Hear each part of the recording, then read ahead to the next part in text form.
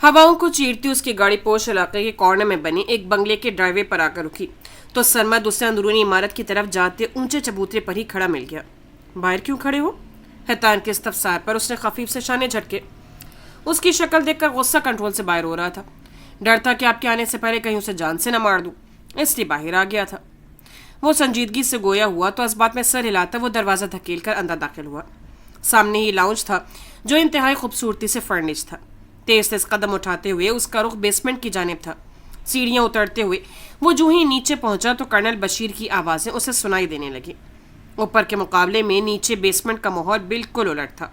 रोशनी का भी कोई नाकस इंतजाम था। कुर्सी पर मजबूती से बंधा वो शख्स मुसलसल खुद को छुड़वाने के लिए पर तोल रहा था। हतान ने आगे बढ़कर उसकी आंखों पर बंधी पट्टी खींचकर उतार दी, फिर साइड पर पड़ी कुर्सी उठाकर उसके सामने रखते हुए टांग पर टांग रखते हुए विराजमान हुआ। कैसे हैं कर्नल साहब? मुस्कुराते हुए उसकी खैरियत दरियाफ्त की। ये क्या हरकत है हतान? दिमाग खराब हो गया है तुम्हारा? किडनैपर की शक्ल देखकर उसका पारा हाई हुआ। उससे सोचा भी नहीं था कि हतान ये गिरी हुई हरकत करेगा। कुछ इंतहाई ज़रूरी हिसाब किताब करने थे आपके साथ, इसीलिए आपको जहमत देनी पड़ी। हाथ खोलो मेरे। उसकी इन बात को नज़रअंदाज करके करख्तगी से कहा तो सर को खम देते हुए उठा और झुककर पुष्ट पर बंधे उसके हाथ खोल दिए।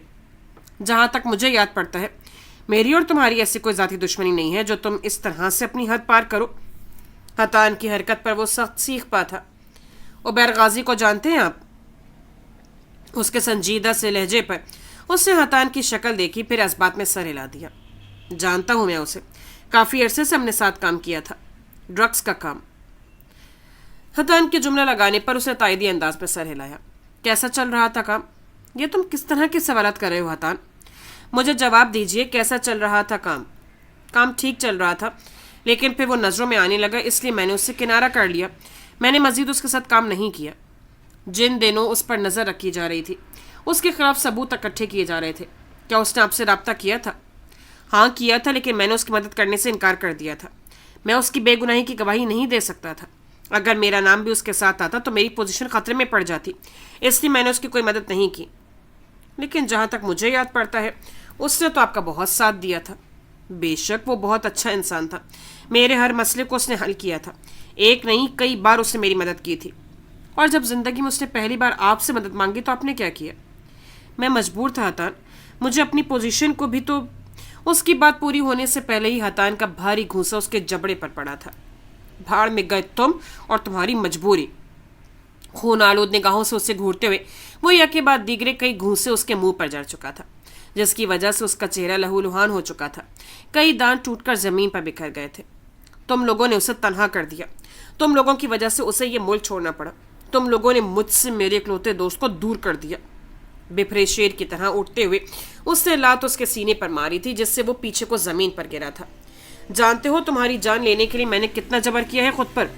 पंजों के बल नीचे बैठते हुए जरखन से लहजे में बोलते हुए उसने नीचे गिरे शख्स के बालों को सख्ती से मुट्ठी में दबोचा। मेरा बस नहीं चल रहा था तुम सबको जिंदा जला डालूं, लेकिन मैंने जबर किया खुद पर। उसके वापस आने का इंतजार किया ताकि उसके सामने उसके मुजरिमों को लौकर खड़ा कर सकूं। और फिक्र मत करो, मैं तुम्हारी जान नहीं लूंगा। वकील हूं तो तुम्हें वकीलों वाली मौत ही दूंगा। अब तुम्हारा वो हश्र करूंगा कि तुम्हें नफरत होने लगेगी अपनी वर्दी से। तुम अपने हाथों से नोच नोच कर इसे खुद से दूर करोगे। उसके बालों को जकड़े बेतर भी उसका सर जमीन पर मारते हुए वो जख्मी नजरों से उसे देखता गुर्राते हुए बोला। वो बेहोश हो चुका है वकील साहब। पुष्ट से उभरती सरमद की आवाज़ पर रुकते हुए उसने हक़ारत से भरपूर निगाह उसके जख्मी चेहरे पर डाली, फिर गहरी सांस भरते उठ खड़ा हुआ। इसी हालत में से इसके घर छोड़ो। मर गया तो इसकी खुशकिस्मती होगी, और बच गया तो पल पर खुद को मरते और जीते हुए देखेगा। कोट की अंदरूनी जेब से सिगरेट और लाइटर निकालकर उसने सिगरेट लबों में दबाकर शोले लाइटर से शोला दिखाया, फिर गहरा कश लेते हुए सीढ़ियां चढ़ गया। जिंदगी वापस मामूल पर आ रही थी। उसने दोबारा से कॉलेज जाना शुरू कर दिया था। अभी भी कॉलेज से थकी हारी आई थी। मलका आर्या की सवारी तशरीफ लाई है। मोहित ने उसे गाड़ी से उतरते देखकर हाँक लगाई। माशा बुरी तरह चिढ़ गई थी। आज तो वो अनस से दो टोक बात करने के मूड में थी, जिसने उसकी हिफाजत पर कई गार्ड्स को मुतय्यन कर रखा था। कॉलेज के अलावा भी उसे कहीं जाना होता तो वो गार्ड्स उसके हमरा ही होते थे, जिनसे उसे अब अच्छी खासी बेजारी होती थी। मेरा सर मत खाओ मोहित, तुम्हारे पास है ही नहीं तो मैं खाऊंगा कैसे? मोहित مجھے تنگ مت کرو, میرا موڈ پہلے ہی بہت خراب ہے. کس نے رانی صاحبہ کا موڈ خراب کیا ہے؟ نام بتاؤ بس, ابھی جا کر اس کی لاش ٹھکانے لگاتا ہوں. اس نے آستینے چڑھا کر کچھ انداز سے کہا. کہنا چاہتے ہوئے بھی وہ ہنس پڑی. تمہیں میرے لیے قاتل بننے کی ضرورت نہیں ہے, ہٹو سامنے سے. یہ کیا بات کر دی یار, تمہارے لیے میں قاتل کیا مقتول بننے کو بھی تیار ہوں. اگر تمہاری یہی حرکتیں رہیں تو وہ وقت دور نہیں جب تمہارا نام مقتولوں میں ہی شمار ہوگا. کس میں اتنا دم ہے جو موہت دورانی کو ٹھکانے لگائے؟ اس نے ابرو اٹھا کر چیلنجنگ انداز میں پوچھا. لیکن وہ ذرا نظر انداز کرتی اپنے گھر جانے کے بجائے دورانی پیرس میں ہی چلی آئی تھی. بیگ اور فائل صوفے پر پھینکتے ہوئے خود بھی گرنے کے انداز میں سنگل صوفے پر بیٹھ گئی. اپنا گھر تو اسے کاٹ کھانے کو دوڑتا تھا. یوں لگتا تھا جیسے خالی خالی سی در و دیوار اسے کسی آسیب کی طرح چمٹ جائیں گے. انس بھی رات گئے تک واپس آتا تھا. ایسے میں وہ تنہا گھر میں ڈرتے رہنے کے بجائے عیشا کے پاس آ جاتی تھی. ساتھ ہی مہرما کو بھی بلا لیا کرتی تھی. فریش ہو جاؤ, میں تمہارے لیے کھانا گرم کر دیتی ہوں. ماشا, تم سے کوئی ملنے آیا ہے. دائم کی اطلاع دینے پر اس نے ناسمجھی سے چونک کر پوچھا. کون؟ معلوم نہیں, سادین حویلی سے تمہارا کوئی کزن آیا ہے. سادین حویلی سے؟ کہہ دو میں گھر پہ نہیں ہوں. حویلی کا نام سنتے ہی اس نے سرد لہجے میں کہا. لیکن میں نے اسے ڈرائنگ روم میں بٹھا دیا ہے, مل لو اس سے ایک بار. یہ لوگ پتہ نہیں کیوں جان نہیں چھوڑتے. وہ تن فن کرتی اٹھ کھڑی ہوئی. کپڑے تو چینج کر لو. عیشا نے اسے یونیفارم میں ہی جاتے دیکھا تو وہ انسنی کرتی ہوئی ڈرائنگ روم میں بیڈ کی طرف بڑھ گئی. گرے کلر کی شلوار قمیض زیب تن کیے, وہ دونوں ہاتھوں کو پشت پر باندھے جیسے اسی کا منتظر تھا. کیوں آئے ہو یہاں؟ اس نے کسی بنا لحاظ کے پوچھا. میں آپ کو لینے آیا تھا, دادا جان نے آپ کو بلایا ہے. اس کے تلخ لہجے کو نظر انداز کیے فاض نے نرمی سے کہا. میں تمہیں پہلی اور آخری بار باور کروا رہی ہوں, سادین حویلی اور اس کے کسی بھی فرد سے میں کوئی تعلق نہیں رکھنا چاہتی. انس بھائی چاہیں جو مرضی رشتے نبھائیں, لیکن مجھ سے یہ توقع مت رکھنا, اور آئندہ یہاں آنے کی زحمت بھی مت کرنا.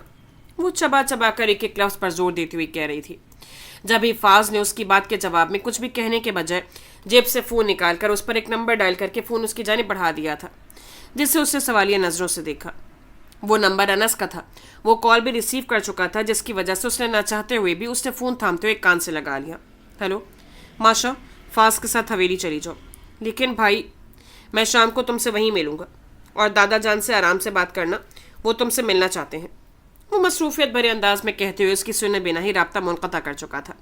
اس کی نیچر اور سادین حویلی پہنچنے کے بعد والے رد عمل سے بھی واقف تھا, اس لیے پہلے ہی تنبیہ کر دی تھی. لب بھینچ کر اس نے ڈھیروں ضبط کیا تھا خود پر. انتظار کرو کچھ دیر, چینج کر کے آ رہی ہوں. فون واپس کرتے ہوئے کہہ کر وہ ڈرائنگ روم سے باہر نکل گئی تھی. یہ کہاں لے جا رہے ہو؟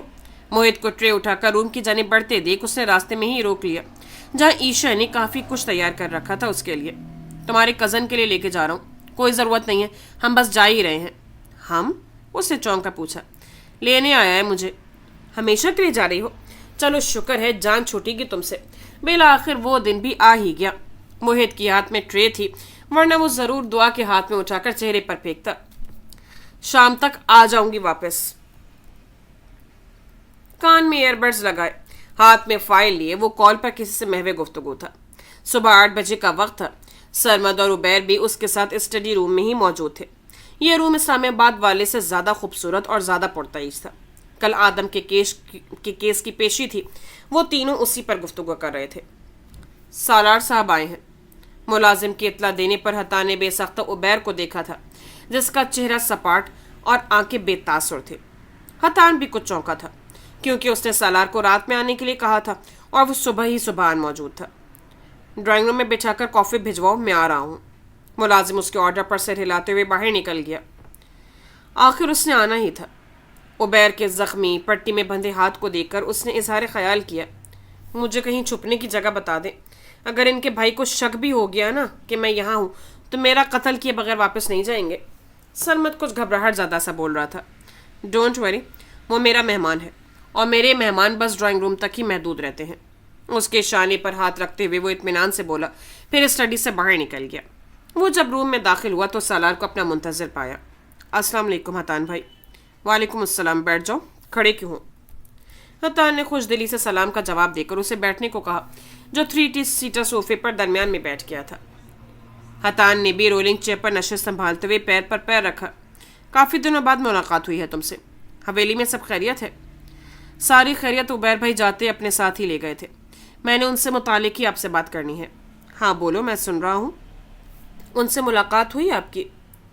سالار کے کچھ امید سے استفسار کرنے پر اسے نفی میں سر ہلا دیا. بہت وقت ہو گیا ہے مجھے اس سے ملے ہوئے. اس کے پاکستان چھوڑنے سے بہت پہلے کبھی ملاقات ہوئی تھی. اب وہ بھی ٹھیک طرح سے یاد نہیں کہ اسے کتنا وقت گزر گیا ہے. صرف ایک آپ ہی ان کے سب سے گہرے اور واحد دوست ہیں. مجھے یوں لگا شاید انہوں نے کم از کم آپ سے تو رابطہ کیا ہوگا. حتان نے نرم سے مسکراہٹ سے اسے دیکھا. بے شک میں اس کا بہترین دوست ہوں. ہر قدم پر اس کے ہم قدم ہونے کا وعدہ کر رکھا ہے میں نے. لیکن شاید وہ مجھے اتنی امپورٹنس نہیں دیتا. نہ ہی اس نے مجھے کبھی اس قابل سمجھا کہ اپنے دل کی باتیں مجھ سے شیئر کر سکے. میں نے کئی بار اس کے ذہن میں چل رہی سوچوں کو جاننے کی کوشش کی لیکن ہمیشہ ہی ناکام رہا. اس سے اپنا دل ہر کسی کے سامنے کھول کر رکھ دینے کی عادت نہیں ہے. وہ اپنی تکلیفوں کو بھی کسی کے ساتھ شیئر کرنا پسند نہیں کرتا. کرسی کے بازو پر ہاتھ سیدھا کر کے رکھے وہ حقیقت ہی بیان کر رہا تھا. چند لمحے خاموشی کی نظر ہو گئے. وہ جھکی نظروں سے اپنے جوتوں کو دیکھ رہا تھا. وہ پاکستان میں ہے، وہ دھیمی آواز سے بولا تو حتان چونک کر سیدھا ہو بیٹھا. کیا تمہیں یقین ہے؟ اس کے کچھ حیران سے تاثرات کو سالار نے نگاہ اٹھا کر دیکھا. میں نے آپ سے پہلے بھی ریکویسٹ کی تھی. آج آپ سے ایک دفعہ پھر کرنے آیا ہوں. وہ جہاں کہیں بھی ہیں انہیں واپس لے آئیے. وہ آپ کی بات سن لیتے تھے. آپ جو کہتے تھے وہ مان بھی لیتے تھے. آپ دونوں کے درمیان جتنی گہری دوستی ہے میں نے ایسی دوستی کسی کی نہیں دیکھی. آپ ان سے کہیں گے تو شاید وہ مان جائیں. آپ ڈھونڈیں گے نا انہیں. اس کی گلابی پڑتی آنکھوں میں ہلکی سی نمی بھی تھی. بہت مشکل سے اس نے خود پر ضبط کے پہرے بٹھا رکھے تھے. تم حوصلہ مت ہارو، میں اپنی پوری کوشش کروں گا. انشاءاللہ وہ واپس ضرور آئے گا. اس کا شانہ تھپکتے ہوئے وہ اسے تسلی دے رہا تھا. ساتھ چلتے پولیس آفیسر کو ہدایت دیتے ہوئے وہ اپنے روم کی جانب بڑھ رہا تھا. کچھ دیر پہلے ہی وہ علاقے کے راؤنڈ سے واپس آیا تھا. جب ایس ایچ او کو کمرے کی طرف بڑھتے دیکھ انس کو دیکھ کر وہ ٹھٹک کر رکا. السلام علیکم. فوراً تیز قدموں سے اس کی راہ میں آتے ہوئے اس نے خوش دلی سے سلام کرتے ہوئے صحیفے کے لیے ہاتھ بڑھایا تو انس نے سر کے اشارے سے جواب دیتے ہوئے اس کا بڑھایا ہوا ہاتھ تھام لیا تھا. کیسا آنا ہوا؟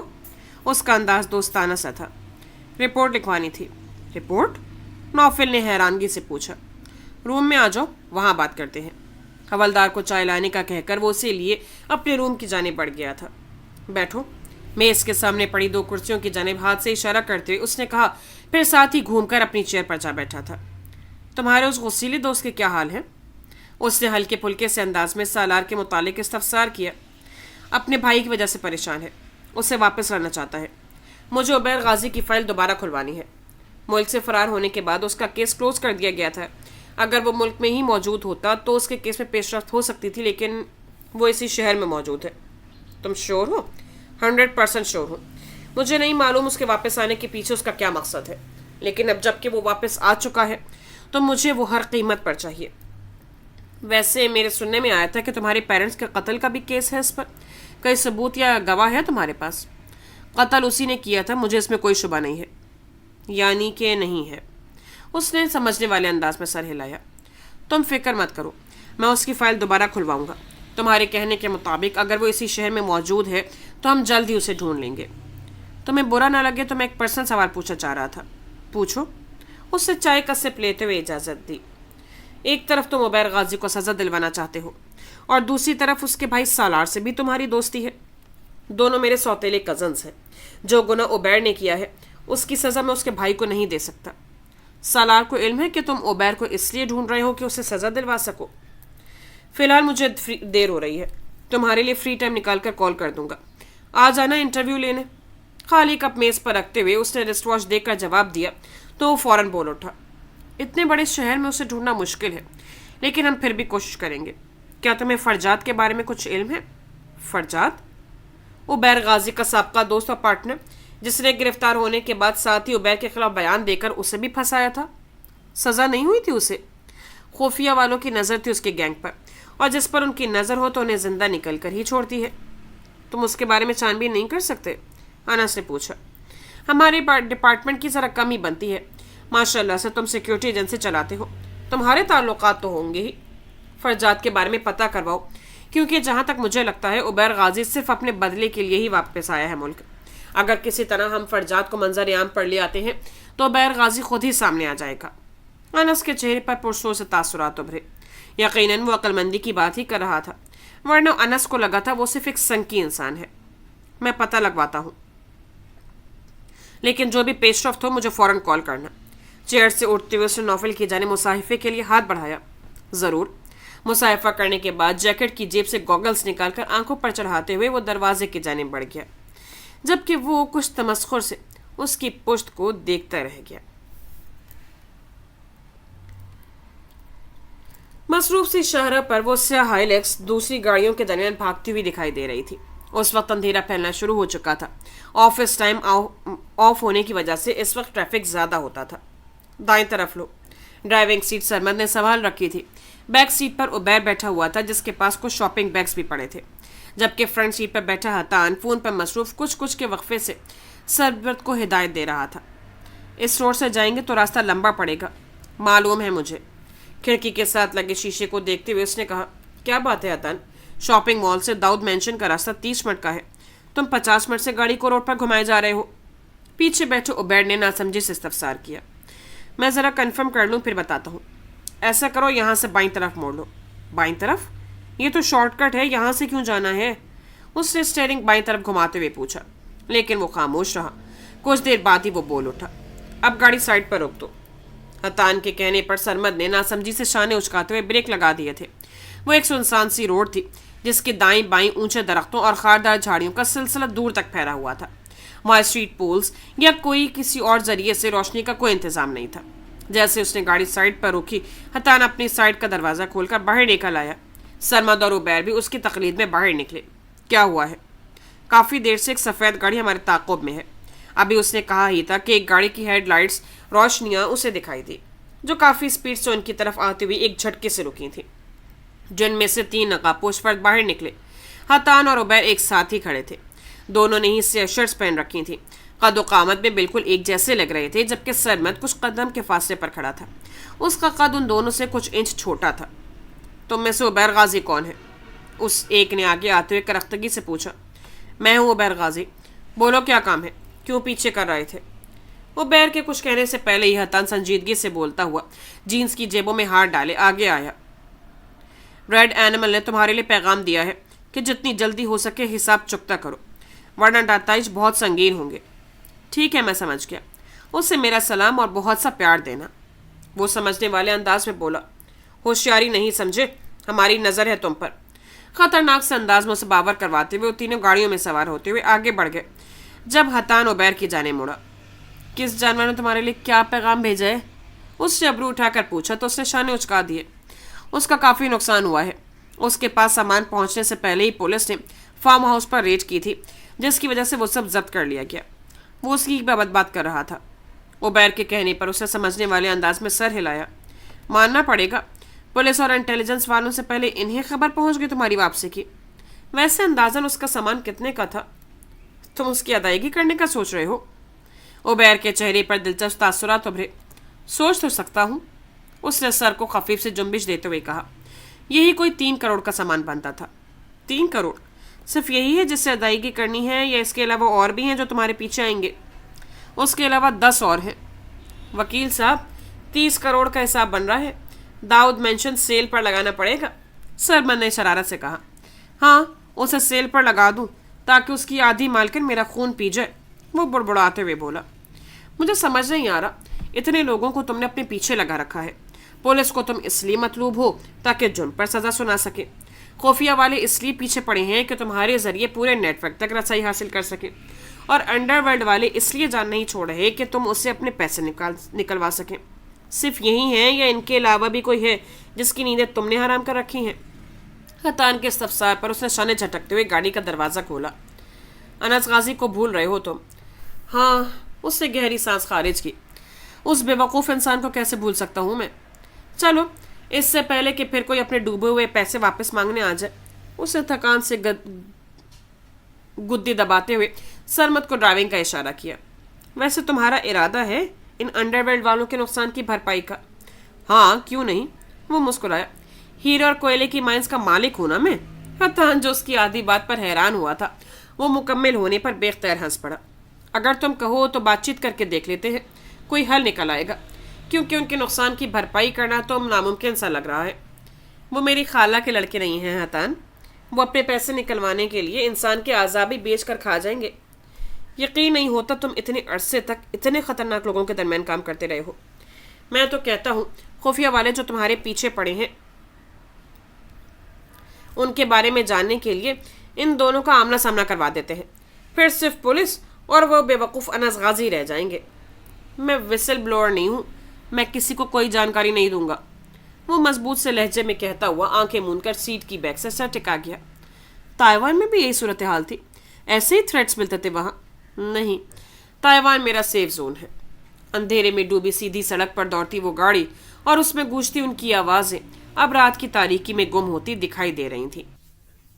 شاور لینے کے بعد ٹاول سے گیلے بالوں کو رگڑتے ہوئے باہر آیا تو بریزے بیڈ پر سوٹ کیس رکھے اس میں الماری میں سے کپڑے نکال کر ترتیب سے رکھتی جا رہی تھی. جو بھی تم نے کہا تھا سب میں نے رکھ دیا ہے. ایک دفعہ خود چیک کر لینا کچھ رہ نہ جائے. بالوں کو میسی سے جوڑے میں باندھے وہ مصروف سی بولی. ٹھیک ہے، لیکن تم نے اپنے کپڑے کیوں رکھے ہیں؟ تولیے کو گلے میں ڈالے اس نے ناسمجھی سے پوچھا. میں بھی تو تمہارے ساتھ جا رہی ہوں نا. بریزے نے مسکراتے ہوئے اس کے گوش گزار کیا تو عاشر نے ابرو بھینچ کر اسے دیکھا. بریزے بی بی اسے صرف تبھی مسکرا کر دیکھتی تھی جب اسے کوئی کام نکلوانا ہوتا تھا. میں وہاں اس لیے جا رہا ہوں تاکہ وہاں سکون سے اپنے پیپرز کی تیاری کر سکوں. تم میرے ساتھ جاؤ گی تو میں تو ایک لفظ بھی نہیں پڑھ پاؤں گا. قسم لے لو میں تمہیں بالکل تنگ نہیں کروں گی. تم اپنی پڑھائی کرنا، میں اور گھوم لوں گی. اکیلے گھومو گی؟ نہیں، میں ڈرائیور کے ساتھ چلی جایا کروں گی. شادی بھی ڈرائیور کے ساتھ کر لینی تھی نا پھر. وہ بڑبڑایا تو بریزے نے روٹھے انداز میں اسے دیکھا. نکالو اپنا سامان، میں نہیں لے کے جا رہا تمہیں اپنے ساتھ. ٹاول اسٹینڈ پر لٹکا کر وہ شرٹ کے بٹن بند کرنے کے بعد اب آئینے کے سامنے کھڑا برش سے بال سنوار رہا تھا. مجھے لے کر جاؤ گے تو تمہارے لیے کھانا پکا دیا کروں گی. ضرورت نہیں، وہاں شائستہ بوا موجود ہے. بیوی کے ہاتھ کے بنے کھانے میں زیادہ ٹیسٹ ہوتا ہے. عاشر نے گھوم کر اسے دیکھا. کھانے میں کیا بنانا آتا ہے تمہیں؟ اس نے فہمائشی انداز میں مسکراتے ہوئے پوچھا. خود تم نوڈلز اور کافی پر گزارا کر لو گی، لیکن میں نہیں کر سکتا. اس کے صاف انکار پر بریزے نے خفا خفا نظروں سے اسے دیکھا. میرے سر میں درد ہو رہا ہے، چائے کے ساتھ مجھے میڈیسن دے دو. کلائی پر گڑی باندھتے ہوئے وہ مصروف سے انداز میں بولا. خود ہی جا کر بنا لو. جب اس کا مطلب ہی پورا نہیں ہو رہا تھا تو وہ کیوں عاشر مرزا کی خدمتیں کرتی. منہ پھلا کر کشن گود میں رکھ کے بیٹھ کے کنارے بیٹھ گئی. میں اسی وجہ سے نہیں لے کر جا رہا. تم نے وہاں جا کر بھی یہی سب کرنا ہے. صرف اپنی پکا پرومس، جو کہو گے صرف وہی کروں گی. وہ ایک دم ہی کشن سائڈ پر پھینک کر پھر سے پرجوش ہو کر بول اٹھی. اب بھی تو تم میری سنتی نہیں ہو. پھر میں کیسے یقین کروں تمہاری بات پر؟ میں تمہارے لیے اسٹرانگ سی چائے اور ٹیبلٹ لے کر آتی ہوں. تم چائے کے ساتھ اور کچھ لوگے؟ اس نے پلکیں چپکا کر پوچھا تو اسے نفی میں سر ہلا دیا. نہیں. صرف 5-7 منٹ میں ہی اس کے لیے گرما گرم چائے کا مگ لیے حاضر تھی. تھینک یو بریز ہے. ٹیبلٹ لینے کے بعد وہ صوفے پر ٹانگ رکھے بیٹھ چکا تھا. ایک ہاتھ میں کپ تھا تو دوسرے میں فون پکڑے اس پر مصروف تھا. اب تو میں چل سکتی ہوں نا تمہارے ساتھ؟ میں نے تو نہیں کہا تھا کہ چائے کے بدلے میں تمہیں لے کر جاؤں گا، لیکن تم نے خود ہی فرض کر لیا تھا. تم نا ہمیشہ ایسے ہی کرتے ہو میرے ساتھ. اس کا بس چلتا تو کچا چبا جاتی اسے. ٹھیک ہے، ایک شرط پر لے کر جاؤں گا. مجھے بالکل تنگ نہیں کرو گی تم. پرومس. وہ جھٹ سے بولی. مجھے سکون سے پڑھنے دو گی؟ پکا پرومس. میرے لیے کھانا بھی بناؤ گی؟ بنا دوں گی. 10 منٹ ہے تمہارے پاس. ریڈی ہو جاؤ، میں باہر ویٹ کر رہا ہوں. اس کے آسانی سے مان جانے پر بریزے کی خوشی دیدنی تھی. پہلے سے پریس شدہ ڈریس نکال کر وہ تیار ہونے چل دی. بڑی سی کھڑکیوں پر پڑے دبیز پردے سورج کی نرم سی روشنی کو اندر آنے سے روک رہے تھے. صبح کے 9:30 بج چکے تھے، لیکن اس کے کمرے میں ابھی بھی رات کا گمان تھا. اے سی کی خون کی ماحول کو اور بھی خوابناک بنا رہی تھی. سائڈ ٹیبل پر پڑے اس کے فون پر متعدد مس کالز جمع ہو چکی تھی. نیند کی نشہ اور گولیاں کھانے کے بعد وہ پرسکون نیند سے بیدار ہوا. سوئی جا کے ذہن کے ساتھ نیم و آنکھوں سے کمرے میں پھیلے اندھیرے کو جانچنے کی کوشش کی. پھر اٹھ کر بیٹھتے ہوئے لیمپ جلایا اور ساتھ ہی ریموٹ اٹھا کر اے سی بند کیا. اسی دوران فون ایک دفعہ پھر بجتے ہوئے سالار کی توجہ اپنی جانب کھینچنے میں کامیاب ہو ہی گیا تھا. فون اٹھا کر کال یس کر کے اس نے کان سے لگایا. پھر بیڈ کراؤن سے سر ٹکاتے ہوئے آنکھیں موند گیا. ایسے بھی کیا آفت آ گئی تھی جو تم نے صبح میری نیند خراب کی؟ وہ بوجھل اور بھاری آواز میں بولا. ابھی تو صرف تمہاری نیند خراب ہوئی ہے. جو خبر میں تمہیں سنانے لگا ہوں اس سے تمہارے ہوش و حواس اڑا دینے ہیں. دیکھو انس، کوئی بری خبر نہ سنانا. ایٹ لیسٹ آج کا دن میرا سکون سے گزرنے دو. پیشانی مسلتے ہوئے اس نے کچھ ناگوار لہجے میں کہا. کورٹ میں ہوں میں. آدھے گھنٹے میں یہاں پہنچ جاؤ، باقی بات یہیں بتاؤں گا. कोर्ट में क्या कर रहे हो तुम इस वक्त? सालार ने चौंक कर सीधा होते हुए वॉल क्लॉक पर नजर डाली, जहां 9:45 का वक्त हो रहा था। वो बिना कोई जवाब दिए ही कॉल काट गया। उससे फोन की बंद स्क्रीन को घूरा, फिर ब्लैंकेट हटाकर फौरन उठ खड़ा हुआ। अगले कुछ मिनटों में शॉवर लेकर तैयार होने के बाद नेवी ब्लू सूट में एक तरफ बाल सेट किए वो सीढ़ियां उतरते हुए आखिरी सीढ़ी पर रुका। Good morning. कंधे पर बैग टांगे वो कहीं जाने के लिए बिल्कुल तैयार था। मॉर्निंग, कफलिंग्स लगाते हुए सर के इशारे से जवाब दिया। कल आप जिस कदर हाइपर थे, मैं इस हवाले से कोई सवाल नहीं पूछूंगा। बस इतना पूछना था, आपकी सेक्रेटरी मिल गई थी? उसने चेहरे को काफी संजीदा और फिक्रमंद बना रखा था। मिल गई थी, मुख्तसर से लफ्ज अदा करते हुए वो उसके साथ से होकर आगे बढ़ गया। वैसे कल आप जिस कदर परेशान थे उस खातून की गुमशुदगी को लेकर, उसकी वजह से कुछ शक और शुबहात मेरे जहन में वारिद हो रहे हैं। सालार के कदम उसकी आवाज पर रुके थे। वो पंजों के बल घूमा तो वो सीढ़ियों की ग्रिल पर कोहनी टिकाए खड़ा था। उससे अपने जाने मुतवज्जा देखकर सीधा हुआ। आप मेरा शक दूर कर सकते हैं। आप कह दें कि आशिर, तुम जो सोच रहे हो ऐसा कुछ भी नहीं है, दिस एंड दैट। हाथ झुलाकर लापरवाह से अंदाज में कहते हुए उससे आखिर में जानकर उसका तकिया कलाम बोला था। सालार ने उसे तेवरी चढ़ाकर घूरा, पहले फास और अभी आशिर। मैं तुम्हारा कोई शक दूर नहीं करूंगा। यानी जो मैं सोच रहा हूं क्या वही सच है? उसने मसनूई हैरानगी से पूछा। हकीकत वो खुद भी जानता था, लेकिन बस सालार को तंग करने के लिए उसके मुंह से सुनना चाहता था। तुम जो सोच रहे हो वही सच है। फोन पर नंबर मिलाकर लाताल्लुक अंदाज में कहते हुए उसने आगे कदम बढ़ा दिए। मैं नाश्ता ऑफिस में ही करूंगा। नाश्ते की टेबल लगाती खालदा बुआ को कहता हुआ एक हाथ पैंट की जेब में डाले, दूसरे से फोन कान से लगाए वो ड्राइववे पर आया तो उसकी गाड़ी तैयार खड़ी थी। मैं निकल रहा हूँ हवेली से, बता भी दो क्या बात है। ड्राइविंग सीट संभालते उसने पूछा तो इस बार अनस ने उसे टाला नहीं था। उबैर गाजी के मैनेजर आदम इब्राहिम के केस की समाप्त थी आज। हाँ मैं जानता हूँ। क्या बना केस का और कितना लंबा चलेगा ये केस? पहले मुझे भी कोई आइडिया नहीं था, लेकिन अब लग रहा है कि अगली पेशी में उसे रिहा कर दिया जाएगा। क्यों? ऐसा भी क्या मुआवजा हो गया? एक हाथ से ड्राइविंग करते उसने हैरानगी से पूछा। इससे पहले कि वो कोई जवाब देता फोन बंद हो चुका था। उसके फोन की बैटरी डेड हो चुकी थी। इतनी उजरत में निकला था कि उसे चार्ज करना याद ही नहीं रहा। हद है। फोन उसने डैशबोर्ड पर उछाल दिया था। सेशन कोर्ट के चौपट खुले गेट से वो गाड़ी अंदर ले आया, जहां मामूल का दिन था। स्याह सूटों में मलबूस संजीदा चेहरों के साथ यहां से वहां फिरते दिखाई दे रहे थे, जिनके पीछे पीछे आम आवाम अपने मसाइल का हल जानने के लिए ख्वार हो रही थी। अनस और प्रोसिक्यूटर अहाते में ही उसे मिल गए। उस प्रोसिक्यूटर को अनस ने हायर किया था उबैर गाजी और आदम इब्राहिम के केस के सिलसिले में। उबैर तो मंजर से गायब था, लेकिन आदम पुलिस की हिरासत में था। अस्सलाम वालेकुम। उसने करीब आते ही सलाम किया। क्या खबर है रिजवी साहब? उसने प्रोसिक्यूटर को मुखातिब किया, जिनके तासुरात कुछ मुतफक्किर ज़दा और परेशान से थे। सरमद सहगल ने वकील बदल दिया है। अनस की बात उसके सर में हथौड़े की तरह बजी थी। क्या मतलब वकील बदल दिया है? आज केस की हियरिंग थी, आपको आज पता चला है कि वकील चेंज हो गया है? उसके दिमाग की रगें तन गई थी। गाजी साहब, मुझे कोई आइडिया नहीं था, ना ही मुझे इस बारे में कोई खबर मिल सकी। मुझे यहाँ आकर ही मालूम हुआ है। उसके मुतवक्का गुस्से से बचने के लिए उसने तुरंत कहा। वो वजीर तालीम का बेटा कुछ ज्यादा इंटरेस्टेड है इस केस में। आदम इब्राहिम से बजाहिर उसका कोई रिलेशन नहीं है। वो महज उससे दोस्ती की बुनियाद पर उसकी मदद कर रहा है। क्या उसे पता चल गया था कि शर्जील फरहान को सेटलमेंट के लिए राजी कर रहे हैं आप? मुझे इस बारे में कोई इल्म नहीं है, उसने माजूरी जाहिर करते हुए कहा। तो सालार ने बहुत जब्त से उसे देखा था। गहरी सांस भरकर खुद को पुरसुकून करने लगा। तभी एक गैर इरादा सी निगाह सामने के मंजर की जानिब उठी थी, जहां राहदारी में चलते हुए वो बाहर खुले अहाते की तरफ आ रहा था। स्याह लिबास में स्याह टाई लगाए, आंखों पर काला चश्मा लगाए, उसने फोन कान से लगा रखा था। उसके तेज तेज कदम पार्किंग की सिमत उठ रहे थे। उसके पीछे पीछे उसके 2-3 असिस्टेंट भी थे, जो कुछ फाइल्स और ब्रीफ केस उठा उसकी तकलीद कर रहे थे। कौन है नया वकील? सालार ने अचानक के रुख मोड़कर इस्तफसार किया। अनस काफी देर से खुद को यह हकीकत बताने के लिए तैयार कर रहा था, लेकिन उसकी हिम्मत नहीं हो रही थी।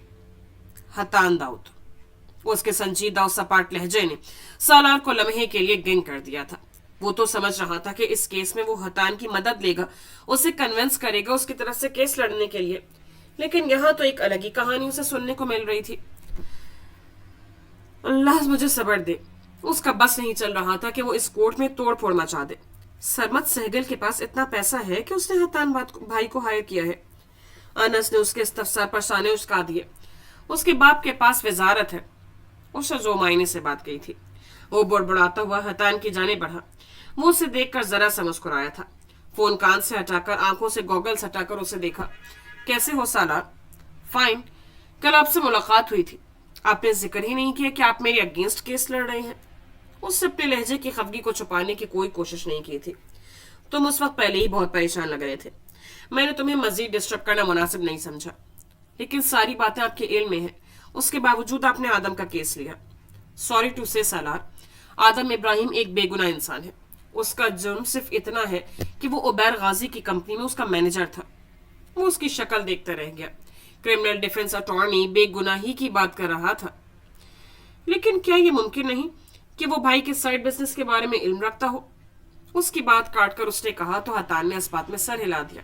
بالکل ممکن ہے، لیکن اس کیس کو چلتے 3-4 مہینے ہو چکے ہیں، ابھی تک تمہارا وکیل تسلی بخش گواہ اور ثبوت تک نہیں پیش کر سکا۔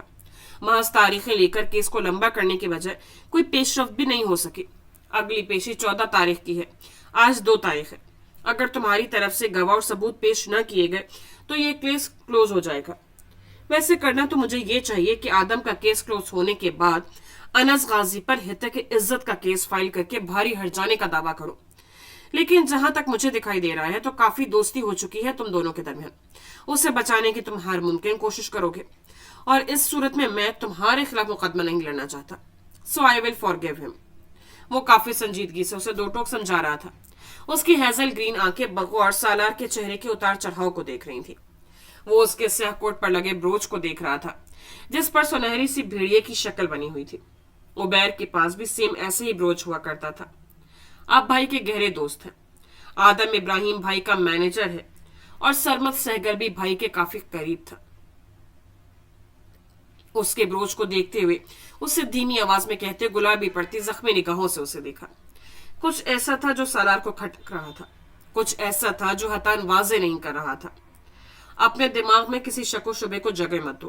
اگر سرمد سے پہلے تم مجھے اپروچ کرتے تو میں تمہاری سائڈ سے کیس لے لیتا، لیکن میں حقیقت بتاؤں تو میں نے اس کیس کو بہت دھیان سے اسٹڈی کیا ہے۔ اس نے نرم سے انداز میں بات جاری رکھی۔ اس میں کچھ بھی نہیں ہے، ایک ثبوت بھی اس قابل نہیں ہے جو آدم کو مجرم ثابت کر سکے۔ آپ چاہتے ہیں کہ میں اس بات پر یقین کر لوں کہ اس کیس میں آپ کا ذاتی مفاد نہیں ہے؟ میرا اس میں مفاد کیوں ہو سکتا ہے؟ سرمد اور آمدان کو بس عبیر کے مینیجر اور دوست کی حیثیت سے جاتا ہوں۔ تمہیں یقین کر لینا چاہیے کہ میں نیوٹرل ہوں۔ آپ بھائی کی وجہ سے ان کی مدد کر رہے ہیں، کیونکہ بھائی ان دونوں کو بہت اہمیت دیتے تھے۔ اس نے کچھ جتا کر کہا۔ حتان کے انداز نے سالار کے ذہن میں جو شک کا بیج بویا تھا اس میں سے پو پھٹ چکی تھی۔ اس کا شک یقین کی جانب بڑھنے لگا تھا، اور وہ شدت سے چاہتا تھا کہ اس کا شک محض شک نہ رہے بلکہ حقیقت کا روپ دھار کر ان کے سامنے آ کھڑا ہو۔ حتان کا مزاج ایسا نہیں تھا کہ کوئی کیس لینے کے لیے اسے قائل کر پاتا۔ وہ ایک موڈی انسان تھا، صرف اپنی مرضی کے کیسز کو ہی ہاتھ میں لیتا تھا، اور پھر اس کا ریکارڈ تو سالار کے سامنے تھا۔ وہ تو بڑے بڑے بیوروکریٹس اور سیاسی رہنماؤں کے کیسز میں زیادہ دلچسپی رکھا کرتا تھا۔ پھر آج اس نے اپنے مزاج سے ہٹ کر یہ کام کیوں کیا تھا؟ اسے ایک عام سے آدم ابراہیم کے کیس میں انٹرسٹ کیسے ہو سکتا تھا؟ وہ یہی سمجھ رہا تھا کہ اس نے عبیر کے کہنے پر یہ کام کیا ہے۔ وہ عبیر کی کسی بات کو رد نہیں کر سکتا تھا، لیکن اگر عبیر اس سے رابطے میں ہے تو وہ اسے چھپا کیوں رہا ہے، اسے بتا کیوں نہیں دیتا؟ شاید اس لیے کہ انہوں نے سگے بھائی سے بڑھ کر اس کا ساتھ دیا۔ حتان کے لہجے کی ہلکی سی تلخی سالار کے خون میں برق کی طرح دوڑی تھی۔ اس نے برفیلے چہرے کے ساتھ ساکت نگاہوں سے اس کی شکل دیکھی جو دوبارہ گوگلز آنکھوں پر چڑھا رہا تھا۔ میرے لیے یہ بات بہت تکلیف دہ ہے کہ تم نے عبیر پر اعتماد نہیں کیا۔ وہ تمہارا دشمن نہیں تھا، بڑا بھائی تھا تمہارا۔ اس کا کردار کیسا تھا مجھے اس کی وضاحت دینے کی تو ضرورت نہیں ہے۔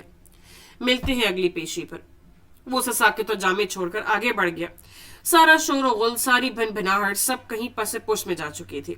اس کا دل کوئی مٹھی میں دبا کر اسے مسلے جا رہا تھا۔ ایک ہی بات اس کے ذہن میں بازگشت کر رہی تھی، شاید اس لیے کہ انہوں نے سگے بھائی سے بڑھ کر اس کا ساتھ دیا۔ بالوں کو مٹھیوں میں جکڑے وہ وہیں بینچ پر گر سا گیا تھا۔ سالار تم ٹھیک ہو؟ انس بھاگتا ہوا اس کے نزدیک پہنچا تھا۔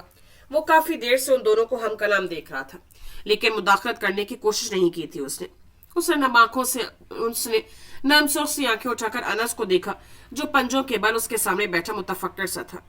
سب تمہاری وجہ سے ہوا ہے انس، سب تمہاری وجہ سے۔ मेरे घर का शिराजा बिखर गया। मुझे तुम्हारी बातों में आना ही नहीं चाहिए था।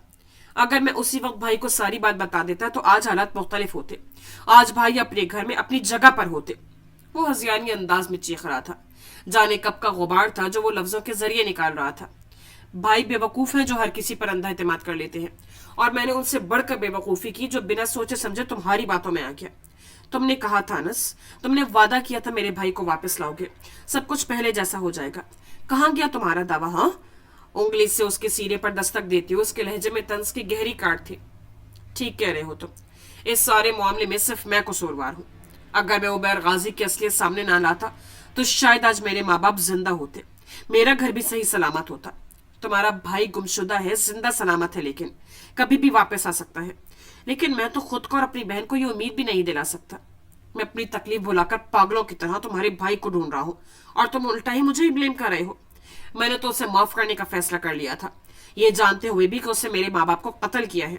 उसके बावजूद भी तुम मुझे मोरे इल्जाम ठहराना चाहते हो, तो मर्जी है तुम्हारी। मैं कुछ नहीं कहूंगा। उसका लहजा खतरनाक हद तक संजीदा था, चेहरे पर इंतहा का सर्दपन छाया हुआ था। इतने सारे गार्ड्स? माशा ने कुछ हैरानगी और अचंभे से फास की मर्सिडीज के पीछे खड़ी 4 गाड़ियों को देखा, जिनमें काफी सारे गार्ड्स मुस्तैदी से चौकन्ना बैठे थे। मेरी सिक्योरिटी के लिए है, फाज ने उसकी निगाहों के ताक़ुब में देखने के बाद नॉर्मल से अंदाज में कहा। इंसान को ऐसे काम ही नहीं करने चाहिए कि उसे सिक्योरिटी की जरूरत पड़े। उसका अंदाज मुतनफ्फिर था। अच्छा, तो आपने ऐसा कौन सा काम किया है जो आपको भी इनकी जरूरत पड़ गई? पुश्त पर दोनों हाथ बांधे वो दिलचस्पी से पूछ बैठा। माशा का गुस्सा फिर उठ कर आया था। मेरे भाई ने मेरी सेफ्टी के लिए भेजा है इनको, वो चबाकर लफ्जों पर जोर देकर बोली। बिल्कुल ठीक किया है आपके भाई ने, जमाना वैसे भी बहुत खराब है, क्या मालूम कब किसके इरादे बदल जाए।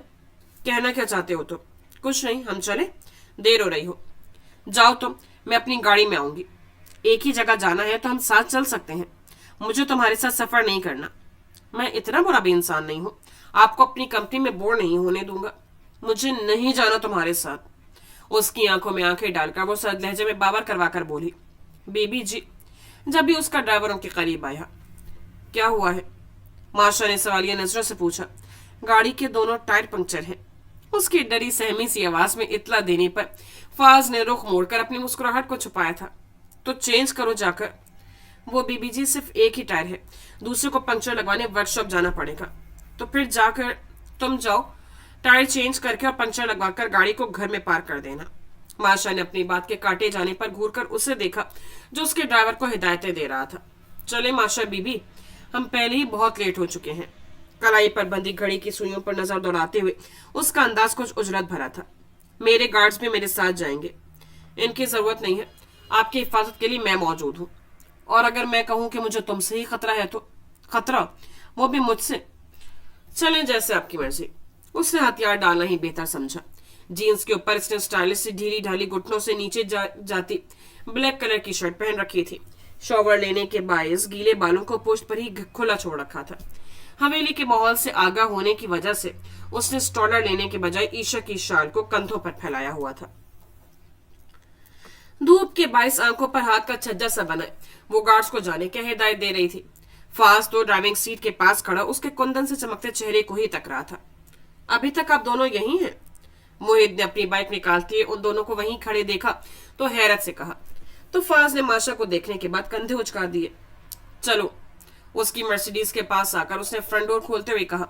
उमूमन उसकी गाड़ी के अलावा 2 गाड़ियां उसके साथ होती थी, जिनमें से एक आगे होती थी और एक पीछे, और बीच में उसकी गाड़ी जिसे ड्राइवर चलाया करता था। क्या मैं पूछ सकता हूँ आप क्या कह रही थी अपने गार्ड से? इग्निशन में चाबी लगाते हुए भी उसका ध्यान माशा की जानिब था।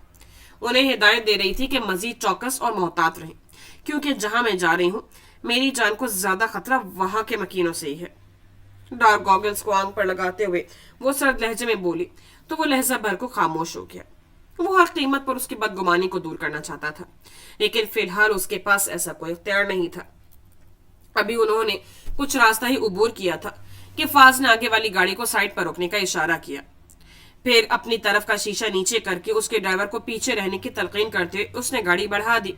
कोहनी को खिड़की पर टिकाकर वो अब एक हाथ से फुल स्पीड से ड्राइव कर रहा था। जब तक उनकी गाड़ी सादैन हवेली के अहाते में दाखिल हुई दोपहर ढल चुकी थी। शाम के साए चारों ओर फैलने लगे थे। आबादी से हटकर पहाड़ों के दामन में बना वो छोटा सा घर बहुत ही खूबसूरत था। उसके आसपास काफी हरियाली थी। ऊंचे नीचे रास्तों से होते हुए अलग थलग सा बना वो घर रात के वक्त तो काफी पुरस्कार सा लगता था, लेकिन दिन में उसकी खूबसूरती देखने वाली होती थी। वक्फे वक्फे से होने वाली बारिश ने मौसम को काफी सर्द कर दिया था। मरीजे ने गर्म कपड़े और शॉल वगैरह रखे थे, लेकिन यहाँ की ठंड तो उसकी सोच से भी कहीं ज्यादा थी। जब भी अपनी शॉल के अलावा उसने आशिर की गर्म चादर भी खुद पर लपेटी हुई थी। आतिशदान में लकड़ियां डालते हुए उसने एक नजर ठिठरती बरीजे को देखा, जो फ्लोर कुशन पर बैठी लम्हों के तवक्कुफ से छीन रही थी। ये घर सादत गाजी की मलकियत था। बहुत पहले वो एक दो बार यहाँ आया था, तो यहाँ की खामोशी और खूबसूरती से इतना मुतासिर हुआ था कि अपने एग्जाम्स की तैयारी करने के लिए वो हमेशा यहीं का रुख करता था। उसका गुलाबी चेहरा ठंड के बायस कुछ और सुर्खी माइल हो रहा था। ये लो बेटा, ये पी लो, वरना बीमार हो जाऊंगी। उसके घर की हिफाजत पर मामूर शाइस्ता बुआ ने उनकी आमद से पहले ही पूरे घर को साफ करने के बाद खाना भी बना दिया था, और अभी सब्ज इलायची वाला गर्मा गर्म कहवा बना रही थी। खाना लगा दूं बेटा? थक गए होंगे, फिर आराम करने लगा दीजिए शाइस्ता बुआ, लेकिन कल से आपकी छुट्टी है। क्यों बेटा? उन्होंने नासमझी से पूछा। कल से मेरी बेगम मेरे लिए खाना बनाएंगी। कुछ याद दिलाने वाले अंदाज में बरीजे को उसने आईब्रो उचका कर देखा, जो गर्म कहवे के घूंट भरते हुए तेज नजरों से उसे देख रही थी। पहुंचे हुए देर ही कितनी हुई थी जो वो अपनी शर्तें याद दिला रहा था। तुम्हारी बीवी इतनी नाजुक सी गुड़िया जैसी है, इसे क्यों परेशान कर रहे हो? मैं हूं ना काम करने के लिए। मुझे आपकी बात पर शदीद इख्तिलाफ है। आप इसकी मासूमियत पर ना जाए। ये सिर्फ देखने में गुड़िया जैसी और मासूम सी है। इसकी हरकतें मैं आपको बताऊं तो आप तो कानों को हाथ लगाए। शाइस्ता बुआ आशिर की बातें सुनकर बरीजे को देख रही थी, लेकिन उनके चेहरे से साफ जाहिर था कि उन्हें आशिर की बातों पर जरा भर भी यकीन नहीं था। भला बरीजे जैसी प्यारी सी लड़की क्या किसी को तंग करती होगी? 2 दिन बाद इन्हें यकीन आ ही जाएगा। फजूल मत बोलो। बरीजे ने गर्म कहवे के घूंट भरते हुए उससे घूरा, जो सर्द होते हाथों को आपस में रगड़कर हरारत पहुंचाते हुए उसके पास आ बैठा था। जाके फ्रेश हो जाओ, वो खाना लगा रही है।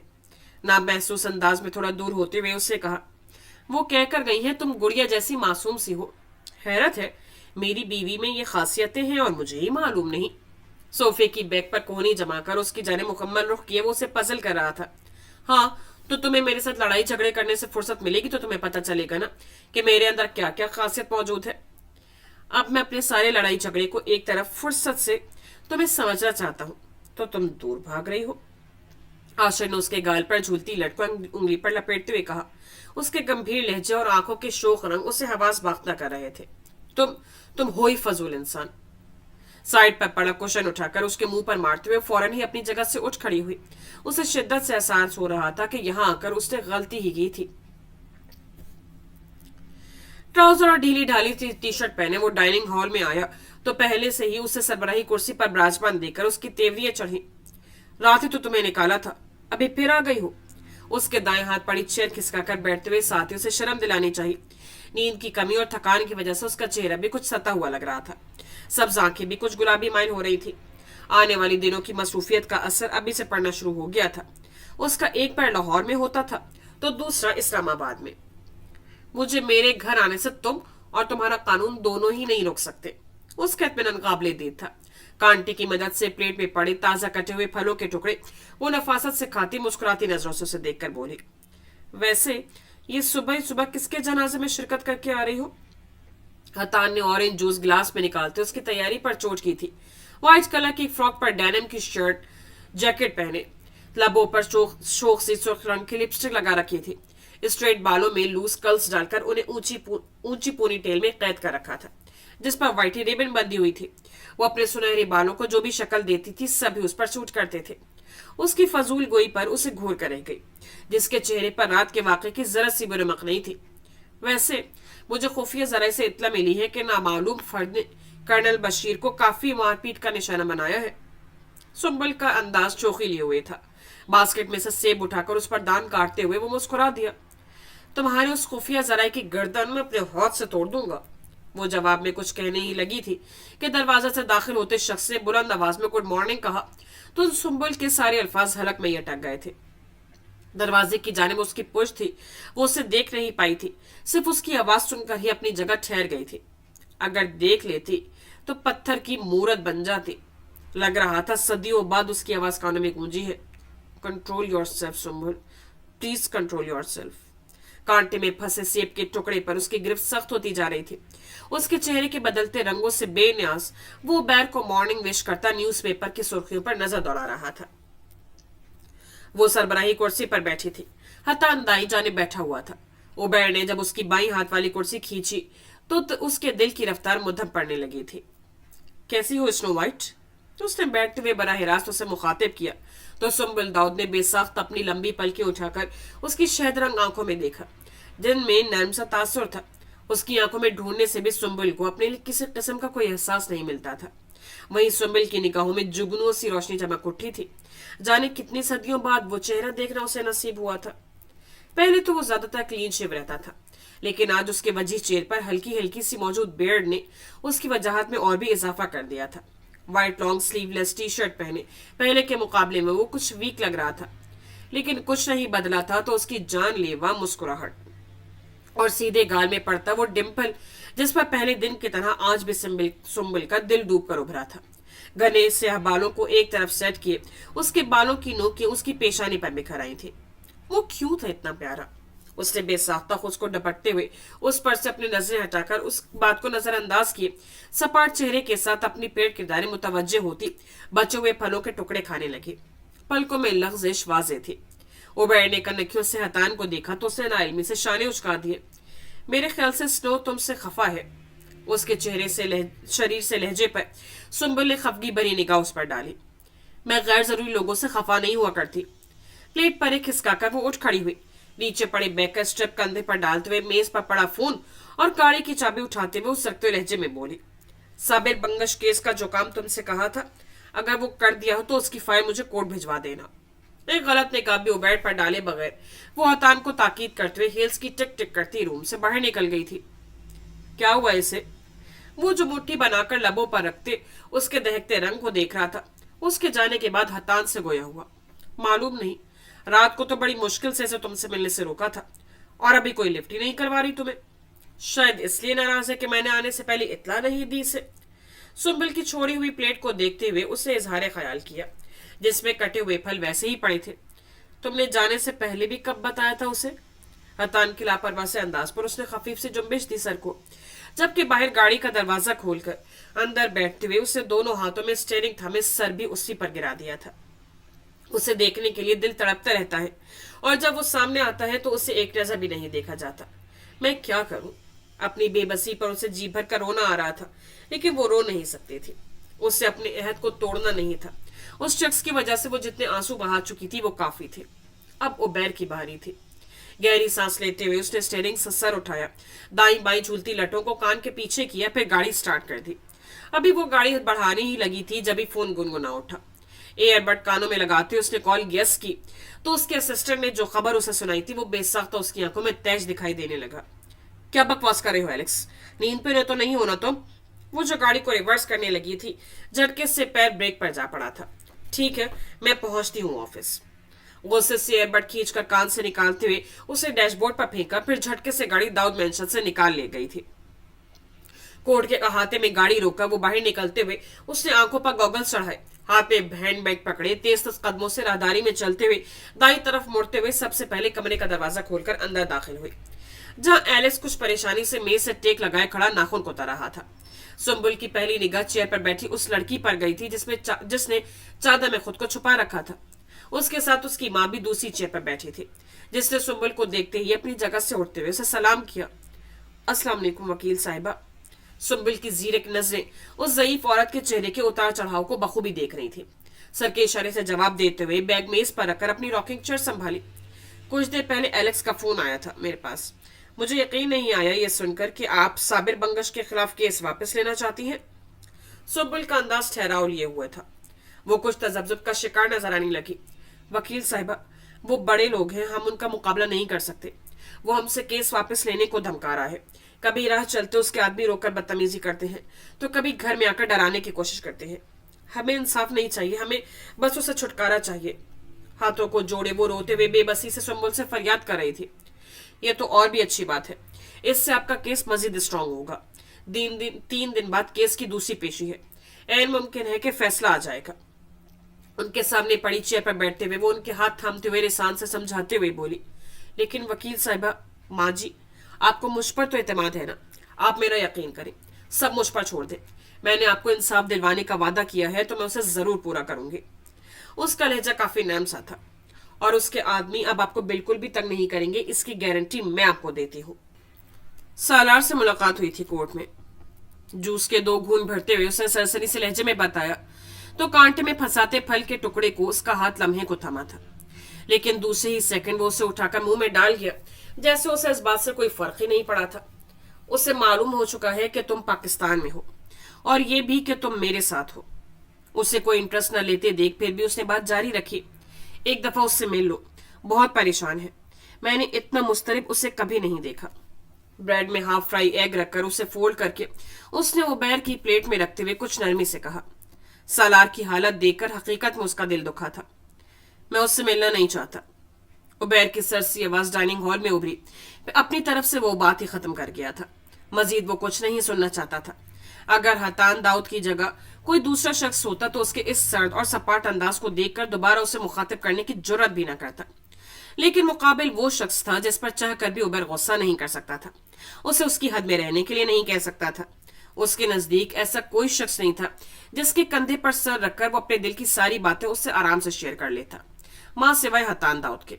अगर उबैर ने अपने जख्मी दिल का दर्द बांटने के लिए कभी किस्मत से अपने दुखों का किसी को साथी बनाया भी था तो वो हतान दाऊद ही था। वो वाहिद शख्स था जो उबैर गाजी के नाकाम इश्क को जानता था। उसके अलावा किसी को खबर नहीं थी कि उसका पोर पोर किस अनदेखी आग में सुलग रहा है। वो उसका टीनेज का दोस्त था। वो उन लोगों में से था जिन्होंने आगे बढ़कर तब उसका साथ दिया था जब उसका भाई और भाइयों जैसे कजन भी उसके साथ नहीं थे। वो हर एक से मोहब्बत करता था, हर एक पर भरोसा कर लिया करता था। लोग उसे दोस्ताना मिजाज का आदमी कहते थे, लेकिन इस सब के बावजूद एक हद थी जो उसने अपने इर्द गिर्द कायम रखी थी, जिससे तजावुज करने की वो किसी को इजाजत नहीं देता था। लोगों को उनकी हद में रखना उसे अच्छे से आता था, लेकिन हतान के आगे उसकी हुदूद कोई मायने नहीं रखती थी। उसके लिए उबैर गाजी एक खुली किताब की तरह था। माफ कर दो उसे, छोटा है तुमसे, हर मौके पर बच्चों की तरह संभाला है तुमने उसे, और उसे जब तुम्हारी सबसे ज्यादा जरूरत है तुमने उसे खुद से दूर कर दिया। उबैर को वापस उसकी जगह ले जाने की वो पूरी कोशिश करना चाहता था। नर्म से लहजे में उसे सहूलत से बात का आगाज किया था। मुझे उससे कोई गिला नहीं है। प्लेट में से ब्रेड रोल करके उससे एक बाइट लेकर सपाट से लहजे में कहा, फिर क्या वजह है उसे खुद से दूर रखने की? वो नाश्ते से हाथ रोके यकटक उसकी शक्ल देख रहा था, जिसकी रंगत सुर्खी माइल होने लगी थी। हतान नहीं जानता था कि वो कितनी मुश्किल से खुद पर जब्त के पहरे बिठाए हुए था। ब्रेड वापस प्लेट में रखकर उसने टिश्यू से लब थपथपाकर हतान की निगाहों में देखा। मैं खुद से नाराज हूं। मैं उससे नहीं मिलना चाहता। मैं कातिल हूं, एक माफिया। कितने पर्चे कटे हुए हैं मुझ पर। उसे शर्म आती होगी मुझे अपना भाई कहते हुए। मैं वापस हवेली नहीं जा सकता, अपने माँ बाप को अपनी शक्ल नहीं दिखा सकता। कितना मान था उन सबको मुझ पर, और मैंने क्या किया? उबैर की गुलाबी आंखें और भिंचे लबों की मुस्कुराहट पर वो लब भिंचे सख्ती से एक दूसरे में पेवस किए उसे देख रहा था, जिसकी आवाज में कर्ब सा छलक रहा था। मैंने उन सब की नजरों में अपना इमेज खराब कर दिया है। मैं पहले जैसा नहीं हूं। ना मैं अच्छा बेटा बन सका, ना अच्छा भाई, और ना ही अच्छा शौहर। मैं एक नाकाम इंसान हूं। उसकी गुलाबी आंखों में नमी सी आने लगी थी। मेज पर दोनों कोहनियां टिका उसने हथेलियों को सख्ती से आंखों पर जमाकर उन्हें भीगने से रोका था। जो वक्त वो ताइवान में गुजार कर आया था, एक एक लम्हे में उसे 1000 दफा मौत नसीब हुई थी। सोच सोच कर उसका दिमाग फटने लगा था कि वो क्या था और क्या बन गया था। उसने उबैर की इतनी बेबसी पहली दफा देखी थी, और पहली ही दफा ही उसे अपना दिल टुकड़ों में कटता महसूस हो रहा था। वो इंसान उसे दुनिया से बढ़कर अजीज था। जिस दिन उसने उबैर को दोस्त बनाया था उस दिन उसे किसी तीसरे शख्स की कमी महसूस नहीं हुई थी। 2 साल तक साथ पढ़ने के बाद उनकी यूनिवर्सिटी बदल चुकी थी। उबैर ने बिजनेस की फील्ड ज्वाइन कर ली थी, वहीं हतान ने लॉ में एडमिशन लिया। पहले पढ़ाई और फिर ऑफिस, दोनों ही अपनी जिंदगी में मसरूफ हो चुके थे। उसके बावजूद भी किसी न किसी तरह मिलने के लिए वक्त निकाल ही लेते थे। वो अपने दिल की सारी बातें उसी से किया करता था। जब आप हमें मुस्कुराते हुए उसकी सारी बातें ध्यान से सुन लिया करता था। वो ऐसा ही तो था। उसे बस सुनने की ही तो आदत थी। सब उसके पास अपने ही सुनाने तो आते थे, लेकिन शुरू शुरू में हतान उकता जाया करता था। खुद ही बोल बोल कर वो बेजार हो जाया करता था। तब उसे बोलने पर आमादा किया करता था कि वो कैसा है, यूनिवर्सिटी कैसी चल रही है, घर पर सब कैसा है, उसने क्या खाया, कौन सी असाइनमेंट बना रहा है। چھوٹے چھوٹے سے اس کی زندگی سے متعلق وہ کئی سوالات کیا کرتا تھا۔ پہلے پہل عبیر کو عجیب لگتا تھا، اس سے عادت نہیں تھی کسی کو اپنی باتیں بتانے کی، کیونکہ کبھی اس سے کسی نے پوچھا ہی نہیں تھا، سب اپنی مطلب کی بات کر کے چلے جایا کرتے تھے۔ ایسے میں حتان کا اس طرح سے خود میں دلچسپی لینا، اس کے معمولات کے بارے میں دریافت کرنا اسے اچھا لگنے لگا تھا۔ زیادہ نہ صحیح لیکن تھوڑا تھوڑا وہ اس سے پھر اپنی دل کی باتیں شیئر کرنے لگا، وہ باتیں بھی جو وہ خود سے بھی نہیں کر پاتا تھا۔ حتان کو اسی چیز کا گہرا قلق تھا کہ جب ابھی عبیر کو اس کی سب سے زیادہ ضرورت تھی تب وہ اس کے پاس نہیں تھا۔ اس کی نے کتنی منت سماجت کی تھی کہ ایک دفعہ اسے تائیوان آنے دے، لیکن وہ ہر دفعہ اسے سختی سے منع کر جایا کرتا تھا۔ اپنی بکری شکست خوردہ سی حالت وہ حتان پر ظاہر نہیں کرنا چاہتا تھا کہ وہ حد سے زیادہ جذباتی اور جنونی تھا، کہیں تیش میں آ کر انس اور سالار پر ہی سادہ اشتعال نہ نکال دے۔ اور آج جب اس نے عبیر کو اس طرح سے آنسو ضبط کرتے ہوئے دیکھا تھا تو اس کا دل چاہ رہا تھا کہ بس اسی وقت جا کر سادہ حویلی کے در و دیوار ہلا کر رکھ دے، دنیا کو تہس نہس کر دے جس نے اس انسان کو خون کے آنسو رلایا تھا، جس پر وہ جان چھڑکتا تھا۔ یہ صلہ دیا تھا انہوں نے عبیر کی قربانیوں کا۔ وہ وکیل نہیں بن سکا، اپنے پیشن کو نہیں اپنا سکا، اپنی مرضی سے شادی نہیں کر سکا، اپنی محبت سے دستبردار ہونا پڑا، ساری زندگی اپنی خواہشوں اور خوابوں کا قتل کرتے گزار دی، اور بدلے میں جو اسے صلہ دیا گیا اس سے حتان داؤد کی رگ رگ میں دہکتی ہوئی آگ بھڑکا دی تھی۔ وہ اپنی چیئر دھکیل کر اٹھ کھڑا ہوا، گھوم کر اس کی طرف آتے ہوئے بنا کچھ کہے اسے گلے لگایا، جیسے اس کے سارے دکھوں کو اپنے سینے میں سمیٹ لینا چاہتا ہو۔ میں تم سے وعدہ کرتا ہوں عبیر، تمہیں تمہارا مقام واپس دلوا کر رہوں گا، تم نے جو قربانیاں دی ہیں وہ رائے گا نہیں جانے دوں گا، ان سب کا صلہ تمہیں ملے گا۔ اس کی آنکھیں لہو چھلکا رہی تھی اور چہرہ کرب زدہ سا تھا، پھر بھی جب وہ بولا تو اس کے الفاظوں میں سے نرمی تھی۔ میں تھک چکا ہوں حتان، میں تنگ آ چکا ہوں اپنی زندگی سے، میں بس مر جانا چاہتا ہوں۔ میں نے اپنی زندگی کی قدر نہیں کی، اسے دوسروں کے لیے وقف کر دیا، اور انہوں نے بدلے میں سوائے میرے دل کو زخمی کرنے کے اور کچھ نہیں دیا۔ اس کا سر حتان کے سینے سے لگا تھا، جس نے مضبوطی سے اپنے بازو اس کے گرد باندھے ہوئے تھے۔ وہ پہلی دفعہ شکوہ کر رہا تھا، پہلی دفعہ کوئی شکایت اس کے لبوں پر آئی تھی۔ چیئر پر بیٹھے اس کی ہتھیلیاں بدستور آنکھوں پر جمی تھی، پتہ نہیں چل رہا تھا کہ وہ رو رہا ہے یا نہیں، لیکن حتان کی سرخ ڈوروں کی آنکھوں کے ٹپکتے آنسو عبیر کی بالوں میں جذب ہوتے جا رہے تھے۔ کافی تپاک سے اس کا استقبال کیا گیا تھا۔ فاز تو حویلی پہنچتے ہی اپنے روم میں چلا گیا تھا، جبکہ وہ سعادت غازی کے پاس ہی بیٹھی تھی۔ ماشا کو وہ پہلی ملاقات کے مقابلے میں خاصے کمزور اور مزید ضعیف لگے تھے۔ تم تو دوبارہ آئی ہی نہیں ملنے، وہ بیڈ پر نیم دراز اسے شکوہ کر رہے تھے، جبکہ وہ ان کے بیڈ کے پاس رکھی چیئر پر بیٹھی تھی۔ میری پڑھائی کافی ٹف ہے، مجھے ٹائم ہی نہیں ملتا کسی اور چیز کے لیے۔ انس نے اسے سختی سے کہا تھا کہ کم از کم دادا جان کے سامنے خود کو کنٹرول میں رکھنا اور ان سے بدتمیزی مت کرنا۔ اس لیے بھی وہ اپنی تمام ناگواری کو پس پوچھ ڈالے خود کو نارمل ظاہر کرنے کی کوشش کر رہی تھی۔ تمہیں معلوم ہے تم نے میری خواہش کو بنا کہیں ہی پورا کر دیا ہے ماشا۔ میں چاہتا تھا کہ میری کوئی پوتی تو ڈاکٹر بنے، لیکن بریزے اور ریشام دونوں کا ہی رجحان اس طرف نہیں تھا۔ ان کے انداز میں محبت سی تھی۔ اب انہوں نے ڈاکٹر بننے کا فیصلہ کر لیا ہے تو مستقبل کے مریضوں کا اللہ ہی حافظ ہے۔ وہ جانے کب سے دروازے سے کندھا ٹکائے کھڑا ان کی گفتگو سن رہا تھا، اب کے بولنے سے خود کو روک نہیں پایا، لیکن ماشا نے ضبط سے لب بھینچ لیے تھے۔ میری بچی بہت اچھی ڈاکٹر بنے گی۔ ان کے لہجے میں ماشا کے لیے محبت ہی محبت تھی۔ انشاءاللہ، اس نے بلند آواز سے کہا۔ ٹیبل لگ چکی ہے، میں آپ کو بلانے آیا تھا۔ دادا جان آپ آرام کریں، میں کچھ دیر بعد آؤں گی آپ کے پاس۔ ٹھیک ہے بیٹا، کھانا کھا کر کچھ دیر آرام کرنا، سفر سے آئی ہو۔ اس بات میں سر ہلا کر وہ اٹھ کھڑی ہوئی۔ خیر سے آپ ڈاکٹر بن رہی ہیں، کیا امید رکھوں کہ آپ کا پہلا مریض ہونے کا شرف مجھے ہی حاصل ہوگا؟ دونوں ہاتھ پشت پر باندھے وہ اس سے 2 قدم پیچھے چل رہی تھی۔ کوریڈور کی دیواریں کان لگائے اس کی باتیں سن رہی تھی۔ ڈاکٹرز کا فرض ہوتا ہے اپنی پوری جان لگا کر مریض کو صحت یاب کیا جائے۔ اگر تم میرے پیشنٹ بنو گے تو کوئی بعید نہیں کہ تمہارا علاج کرنے کے بعد مجھے جیل ہو جائے۔ جان بوجھ کر غلط علاج کریں گے آپ میرا؟ غلط علاج نہیں۔ وہ ایڑیوں کے بل اس کی طرف گھومی تو فاز کے قدم بھی تھمے تھے۔ سیدھا قتل کروں گی، وہ چبا کر بولی تھی، لیکن مقابل اس کے اس قدر معصومانہ انداز سے دھمکانے پر بے ساختہ ہنس پڑا تھا۔ مجھے بالکل حیرت نہیں ہے، انس بھائی کی بہن کو آپ کے جیسا ہی ہونا چاہیے تھا۔ اس کی ہنسی ماشا کو زہر سے بھی زیادہ بری لگی تھی۔ تنافر سے اسے دیکھتی وہ تیز تیز قدم اٹھاتی وہاں سے آگے بڑھ گئی تھی۔ کھانا کھاتے ہی وہ تو گرم کمبل میں دپک کر کب کی نیند کی وادی میں اتر چکی تھی۔ ہیٹر آن ہونے کی وجہ سے باہر کے مقابلے میں کمرہ گرم تھا، थकन उसके आसाब पर भी गालिब आ रही थी। बैग में से अपनी किताबें वगैरह निकालकर राइटिंग टेबल पर सेट करने के बाद बाकी का काम सुबह पर छोड़ते हुए भारी होती पलकों को बमुश्किल खोलते उसने नीमवा आंखों से उसे देखा, जो जाने कब से उसके सर पर खड़ी उसे जगाने के लिए आवाजें दे रही थी। उठ भी जाओ आशिर, दोपहर का 1 बजने वाला है, अब मैं तुम्हें उठाने नहीं आऊंगी। बोलते हुए वो साथ ही साथ अपना और उसका बैग खोले सामान निकालकर अलमारी में सेट कर रही थी। तुम मेरे इंतजार में क्यों बैठी हो? तुम कर लेती नाश्ता। तुम्हें इतनी गलत फहमी कब से लाहक हो गई कि बरीज़े गाजी तुम्हारे इंतजार में भूखी बैठी रहेगी? मैं कर चुकी हूं नाश्ता। उसका मसरूफ था अंदाज तनफुर लिए हुए था। चलो फिर मेरे लिए बना दो, शाइस्ता बुआ बना रही हैं। क्या तुम भूल गई कि तुम मेरे साथ यहाँ किन शराइत को कबूल करके आई थी? इस वक्त तो समझ लो मैंने मजबूरी में तुम्हारी बात मानी थी। मुझसे उम्मीद हरगिज मत रखना कि मैं तुम्हारी खिदमतें करूंगी।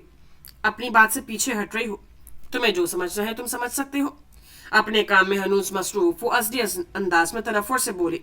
आसिर उसे कुछ कहने के बजाय सर झटकते हुए अलमारी से अपने कपड़े लेकर फ्रेश होने चल दिया था। भारी सी शीशे की मेज पर दोनों बाजुओं में सर झुकाए वो काफी देर से एक ही पोजीशन में बैठा था।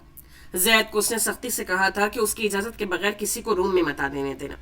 मेहरमा काफी देर तक इंतजार करती रही। उसे बेचैनी शुरू हो चुकी थी। वो कभी भी इस तरह से रूम लॉक करके नहीं बैठता था। कितना खराब मूड हो, कितना ही गुस्सा चढ़ा हो, लेकिन इस तरह से वो हर शय से लाताल्लुक नहीं हुआ था। उसके सबर का पैमाना लबरेज हुआ तो जबरदस्ती जैद से मास्टर की निकलवाकर उसने सालार के रूम का दरवाजा खोला था। जब अंदर दाखिल होकर दरवाजा बंद किया तो पूरा कमरा अंधेरे में डूबा हुआ था। खुद वो अपनी पावर चेयर पर बैठा अभी तक उसी अंदाज में मौजूद था। मेहरमा ने एक लाइट खोली तो कमरे में हल्की सी रोशनी फैलने लगी। उसका कोट और टाई सोफे पर पड़े थे।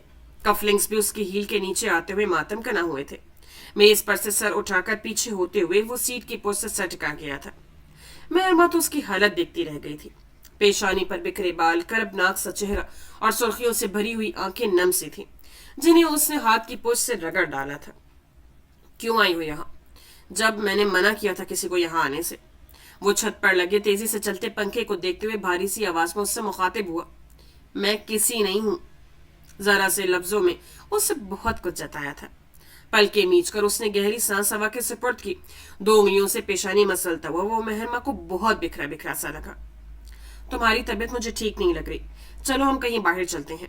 उसकी हालत के पेश नजर उसके नजदीक आते हुए वो नरमी से बोली। अकेले रहना चाहता हूं मैं कुछ देर। मैं तुम्हें यहाँ अकेले नहीं छोड़ सकती। मेहरमा चली जाओ यहाँ से, मेरी इज्जत को मत आजमाओ। कोहनिया मेज पर टिकाए सर हाथों में थामे वो खुशमगी से लहजे में कहता, इस वक्त सिर्फ तन्हा रहना चाहता था। तुम भी जानते हो और मुझे भी मालूम है कि तुम मेरी किसी बात को रद्द नहीं कर सकते। उठ जाओ फौरन।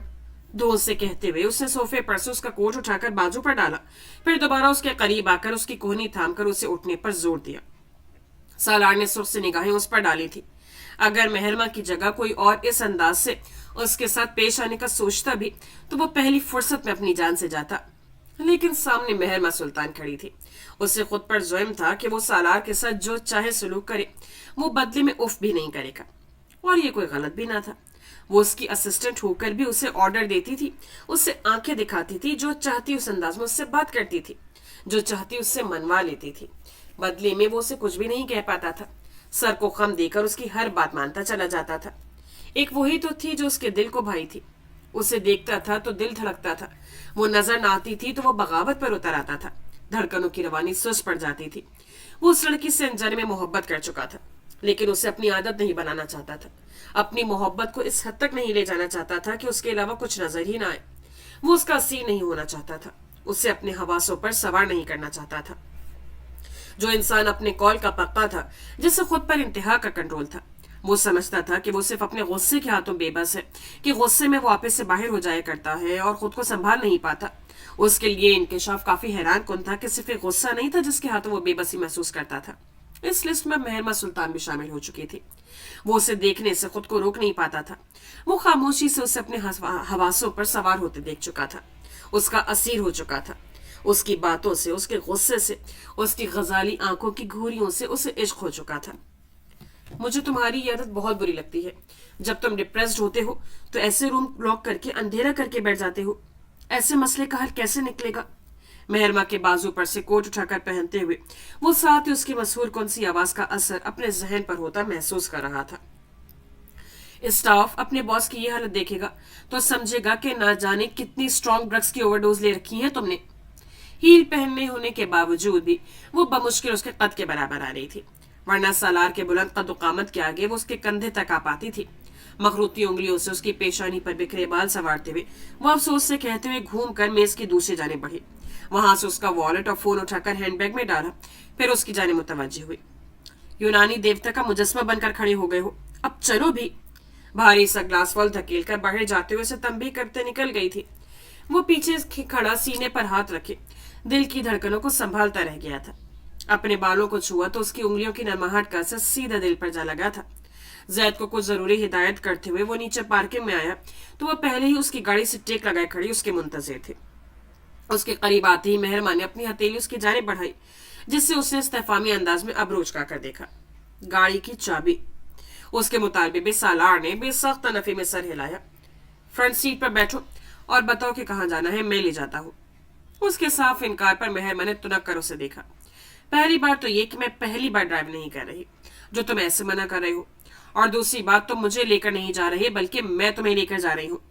इसलिए दानिस्ता बात अधूरी छोड़कर उसने कनखियों से अपनी हथेली की जानिब इशारा करके फिर से चाबी मांगी थी। इस दफा उसने बिना कुछ कहे कोट के अंदरूनी जेब से चाबी निकालकर उसकी हथेली पर रख दी थी। चाबी के साथ साथ वो सालार गाजी का बागी दिल भी अपनी मुट्ठी में कैद कर गई थी। गाड़ी अनलॉक करते हुए उसने ड्राइविंग सीट संभाली तो वो भी फ्रंट सीट पर आ बैठा था। तुम्हारे पास सिर्फ 20 मिनट है मेहरमा, 20 मिनट बाद ये गाड़ी मुझे वापस इसी पार्किंग में चाहिए। सीट बेल्ट लगाते हुए उसे ताकीद करना जरूरी समझा था, हालांकि वो अच्छे से जानता था कि उसे ताकीद करने का कोई फायदा नहीं, करनी तो उसने अपनी ही है। तुम्हारी सारी मीटिंग्स कैंसिल हो चुकी हैं। तुम्हारी गैर मौजूदगी में जमीर सर और जैद सर तुम्हारे ऑफिस को लुक आफ्टर कर लेंगे, इसलिए तुम खामोशी से बैठो। दोनों हाथों में स्टेयरिंग थामे वो कमाल महारत से गाड़ी रिवर्स करते हुए पार्किंग से निकालकर रोड पर डाल चुकी थी। सालार को खुद पर अफसोस हुआ था। उसे मेहरमा की ड्राइविंग स्किल्स पर शक नहीं करना चाहिए था। वो मानने पर मजबूर हो चुका था कि गाड़ी चलाने में उसकी महारत काबिल सताइश थी। उबैर की तरह वो भी अपनी गाड़ी को लेकर काफी जज्बाती था। किसी की मजाल भी नहीं थी कि सालार गाजी की गाड़ी को हाथ भी लगा देता, लेकिन वो लड़की कितने इस्तेकाक के साथ अपनी गाड़ी ड्राइव कर रही थी। सिर्फ उसी में इतनी हिम्मत थी कि इस इंसान को अपने इशारों पर चला सकते। आहिस्ता चलाओ, स्पीड कम करो। वक्तन फवक्तन सालार गाजी की आवाज पर मेहरमा ने झंझला कर उसे देखा। अगर तुम इसी तरह मुझे डिस्ट्रैक्ट करते रहोगे तो मैं दे मारूंगी तुम्हारी गाड़ी। तुम्हें ही शौक था ड्राइव करने का, और ध्यान से चलाओ। अगर इस पर जरा सा भी स्क्रैच पड़ा तो तुम्हारी खैर नहीं। तुम्हें मुझसे ज्यादा अपनी गाड़ी की फिक्र है। गर्दन मोड़कर उसे रुहासे लहजे में इस्तफसार किया। मुझे क्यों नहीं करनी चाहिए इसकी फिक्र, आखिर को तो इतनी महंगी और मेरी फेवरेट गाड़ी है। सालार ने नखुवत भरे अंदाज पर उसे लब भींचते हुए फौरन एक्सीलेटर पर दबाव बढ़ाकर स्पीड तेज कर दी थी। मेहरमा, इंसान बन जाओ। सालार ने उसे डपटते हुए अपना सीट बेल्ट बांधा था। पहले तो उसने उसे बांधने की जरूरत महसूस नहीं की थी, लेकिन ट्रैफिक में इतनी तेज स्पीड में गाड़ियों को ओवरटेक कर रही थी कि उसने सालार को फिक्रमंद कर दिया था। साइड पर लगाओ गाड़ी मेहरमा, स्पीड कम करो। तुम्हारे पास ड्राइविंग लाइसेंस नहीं है, ट्रैफिक पुलिस ने पकड़ लिया तो मसला हो जाएगा।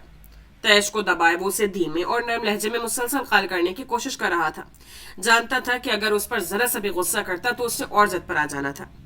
अब तुम्हें एहसास हुआ कि किसी लड़की को प्रपोज करने के बाद उसे ये नहीं कहना चाहिए कि तुम्हारे लिए गाड़ी की अहमियत उस लड़की से ज्यादा है।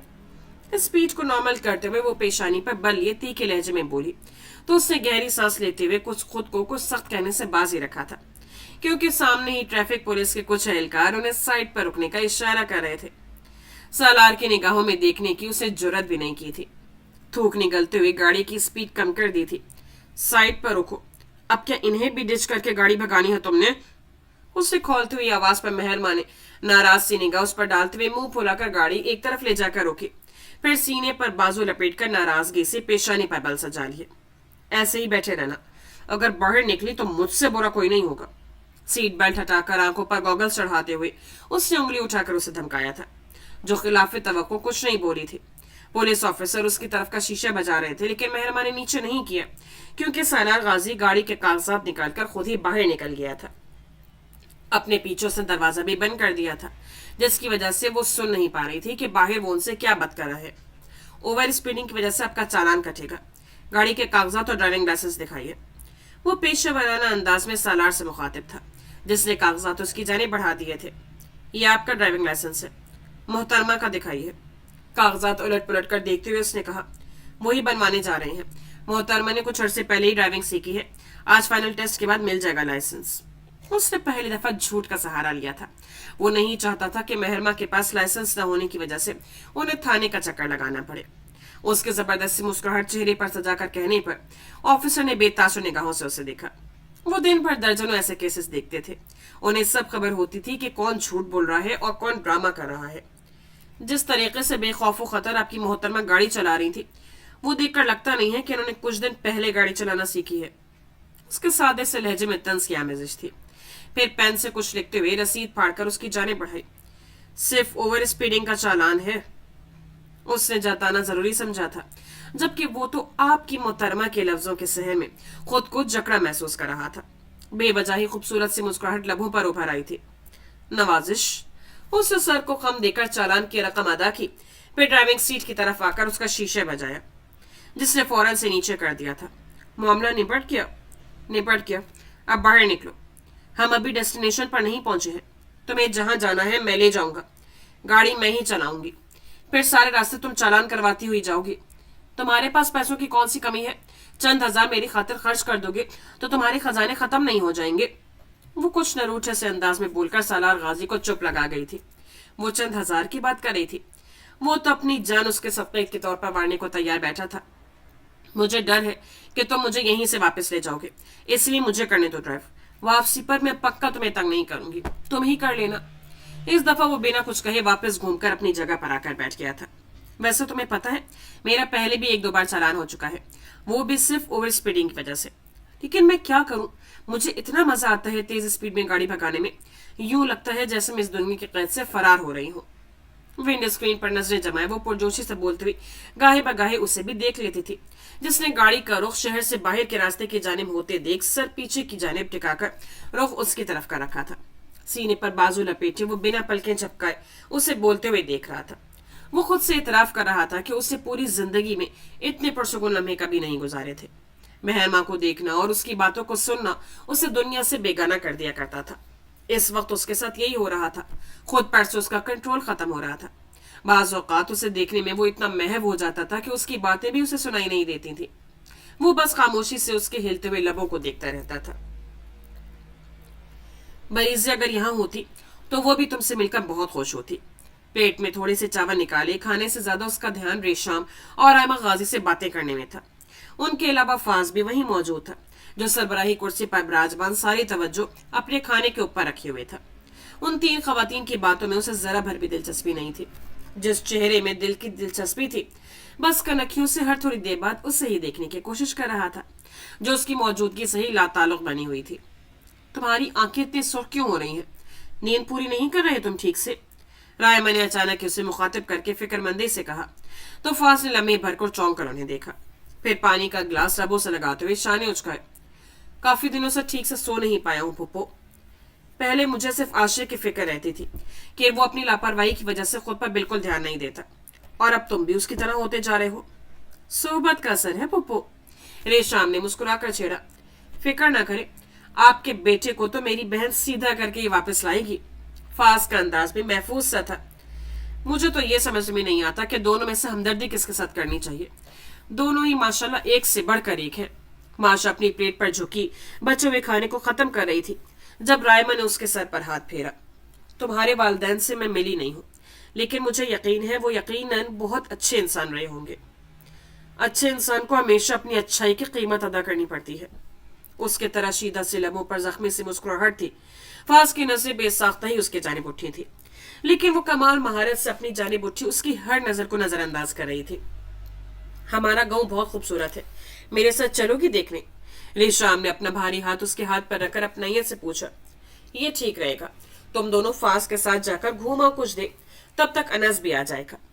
रेशाम का दिल उसके नाम पर बड़ी बुरी तरह धड़का था। कितने ही दिन हो गए थे कि अनस ने सादैन हवेली में कदम नहीं रखा था। आज उसके आने का सुनकर उसकी धड़कनों में तलातुम सा बर्पा हो चुका था। गाड़ी को अपने गांव के रास्ते की तरफ मोड़ते देख उसने कुछ नासमझी से मेहरमा की तरफ देखा था, जिसकी पूरी तवज्जो विंड स्क्रीन पर थी। फिक्र मत करो, मैं सादे नवेली नहीं जा रही हूँ। उसकी शक्ल देखे बिना भी वो उसके तासुरात जानकर मुतमईन से लहजे में बोली, और कुछ ही देर बाद उसने सड़क के एक साइड पर गाड़ी रोक दी थी। तभी सड़क के एक तरफ बुलंद दोबाला पहाड़ थे, तो दूसरी जानब नीचे ढलान को रास्ता जा रहा था, जहां दूर तक सब्जा फैला था। बड़े बड़े से पत्थरों और रंग बिरंगे फूलों के अलावा वहां पहाड़ों के दरमियान से एक झरने का शफाफ पानी भी नीचे नहर में गिर रहा था। सीट बेल्ट हटाकर ड्राइविंग सीट से उतरते हुए उसने पीछे दरवाजा बंद किया, फिर आंखों पर लगे गॉगल्स हटाकर उन्हें सर पर टिकाकर गहरी सांस भरी। उसके पिंक ग्लॉस से सजे लबों पर मुस्कुराहट दराई थी। वहां की साफो शफाफ हवा को अपने अंदर तक उतारते हुए मेहरमा को अपना सब ढीले पड़ते महसूस हुए थे। सादैन हवेली से वापसी पर उसने रास्ते में ये जगह देखी थी, लेकिन उस वक्त वो वहां चाहकर भी नहीं रुक सकी थी, कि उस वक्त सालार उसके साथ था और उस समय वो उससे सब बदगुमान थी। अपनी साइड से घूमकर उसकी तरफ आते हुए उसने सालार की खिड़की पर हाथ की उंगलियों की पुश से दस्तक दी, जो अंदर बैठा कॉल पर मुतवज्जे था। 2 उंगलियों से उसे 2 मिनट का वेट करते इशारा किया तो वहीं गाड़ी से पुश टिकाए सीने पर बाजू लपेटे कुदरत के इस हसीन नजारे को आंखों में समोने लगी थी। इस तरफ गाड़ियों की आमदोरफ्त काफी कम थी और सुकून और खामोशी इतनी थी कि झरने से गिरते पानी की आवाज कानों को भली महसूस हो रही थी। कुछ लम्हों बाद वो दरवाजा खुलकर बाहर निकला, फोन स्विच ऑफ करते हुए दरवाजा बंद किया, फिर उसकी तायराना सी निगाह तराफ में डालते हुए उसकी जाने मुतवज्जे हुआ, जो वहां की खूबसूरती में खोई हुई थी। ये जगह मैं सुबह शाम देखता हूँ, तुमने मुझे यहाँ लाकर महज मेरा वक्त बर्बाद किया है। वो नाराज नहीं था, लेकिन अंदाज सपाट सा था। आज से पहले तुमने इस जगह को अपनी नजर से देखा था, इसलिए यहाँ तुम्हें कोई दिलकशी नजर नहीं आई होगी। आज तुम इसे मेरी नजर से देखो, तुम्हें इश्क ना हो जाए तो कहना। वो गाड़ी से टेक लगाई खड़ी थी, गुलाबी शर्ट में गुलाबी दुपट्टा सर पर ओढ़े, मुस्कुराती और चैलेंजिंग नजरों से उसे देख रही थी। वो जहां खड़ी थी उसके पीछे बुलंद बाला पहाड़ थे और सामने आसमान पर मौजूद सूरज सुनहरी सी रोशनी में दमक रहा था। कुछ देर पहले ही सुबह ढली थी, इसलिए उसकी हरारत उरूज पर थी। तेज रोशनी के बायस उसकी आंखें चंधियाने लगी तो उसने आंखों पर हाथ का छज्जा सा बना लिया था। अब वो सालार को ठीक से देख पा रही थी, जो अपनी जगह से हरकत करके कदम उठाते हुए ऐन उसके सामने आकर खड़ा हो गया था। सूरज की तेज और गर्म किरणें उसकी पुष्प पर छुप गई थी। वो मेहरमा और उनके दरमियान आ गया था।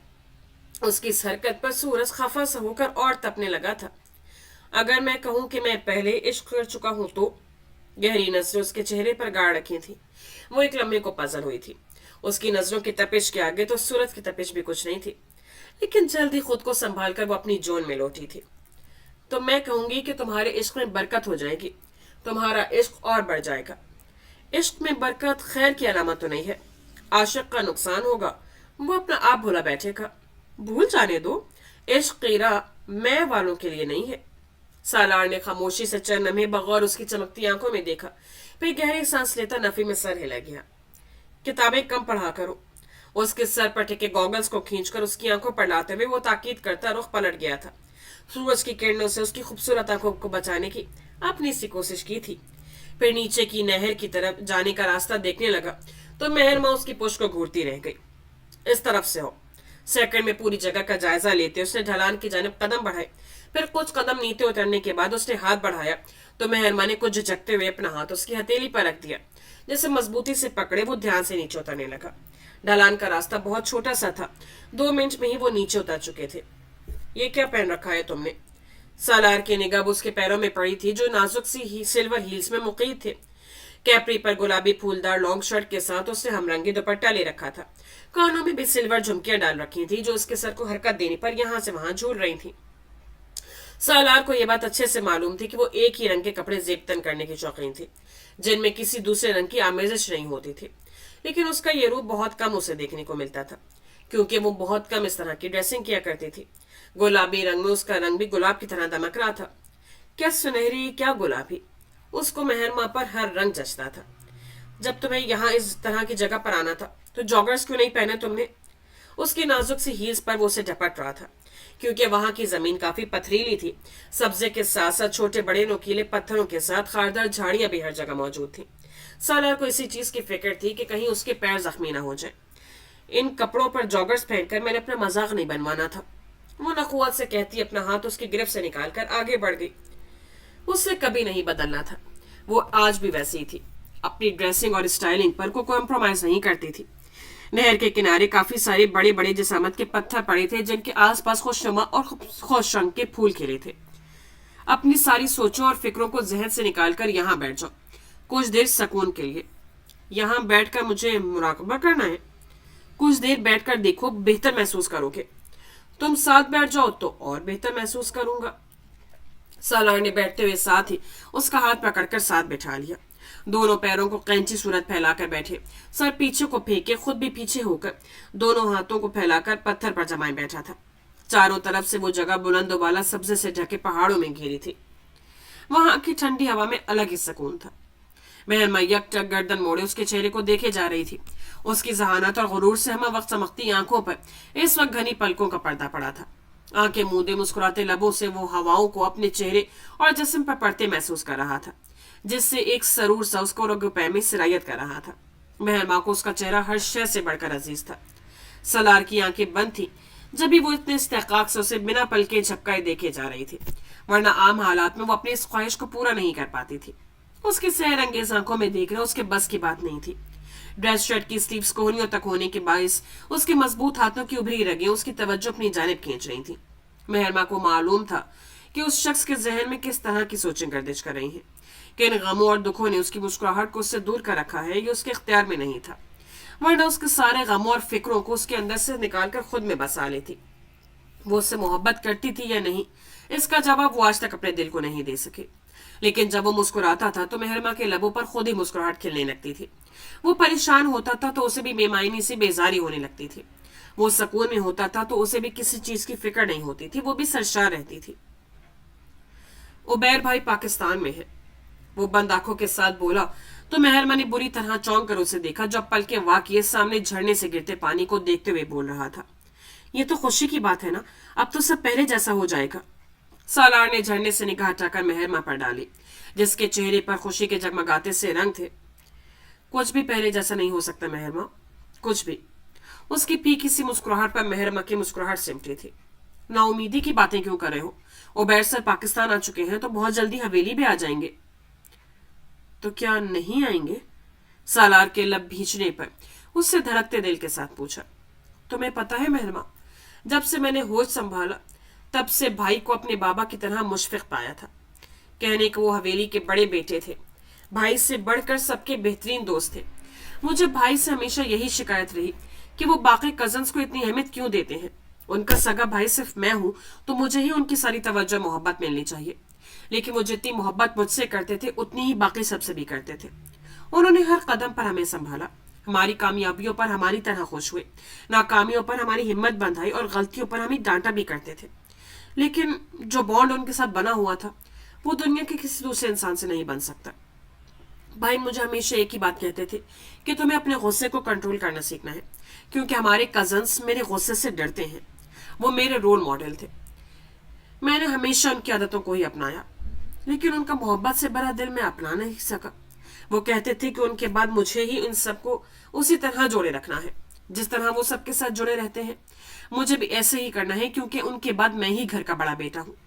कई दफा मेरी उनसे इस बात पर नाराजगी हो जाया करती थी। ये सच है कि मैं उनके जैसा बनना चाहता था, लेकिन मैं उनकी जगह लेना नहीं चाहता था। और अब जब उनकी जगह पर खुद को खड़ा पाया तो मालूम हुआ कि उबैर गाजी बनना कितना मुश्किल और हिम्मत का काम है। उनकी मौजूदगी में पहले कभी इन मुश्किलात का, इन मसलों का पता ही नहीं था, जिन्होंने आज मुझे आसाबी तौर पर थका डाला है। इनफैक्ट उनके होते हुए कोई मुश्किल ही नहीं लगा करती थी। हम सब कजन्स की ही आदत थी, अपनी सारी परेशानी और मुश्किलात उनके सर डालकर खुद रिलैक्स हो जाया करते थे, ये जाने बगैर कि उनकी जिंदगी में पहले से कितनी कठिनाइयां हैं। लेकिन उन्होंने कभी हमें अपनी जाती जिंदगी की हवा तक नहीं लगने दी। हमेशा मुस्कुराकर हमारा वेलकम किया, हमें साथ बिठाकर उन मुश्किलों का हल सिखाया। और अब वो यहाँ नहीं है तो जिंदगी बहुत मुश्किल हो गई है महरमा, जिसका मैंने कभी तस्वुर भी नहीं किया था। ये सोच मुझे चैन नहीं लेने देती कि वो मेरी वजह से अपने घर से, अपने रिश्तों से दूर हो गए हैं, और मेरा ये गिल्ट मुझे कब्र में भी चैन नहीं लेने देगा कि मैंने उनका एतबार नहीं किया। जो बातें सुई की तरह उसके दिल में खुबी ही, वो एक एक करके सारी अपने दिल से निकालकर उसे बताता जा रहा था। ऐसा पहली बार हुआ था कि उबैर गाजी के अलावा उसने अपने दिल की बातें किसी से शेयर की थी।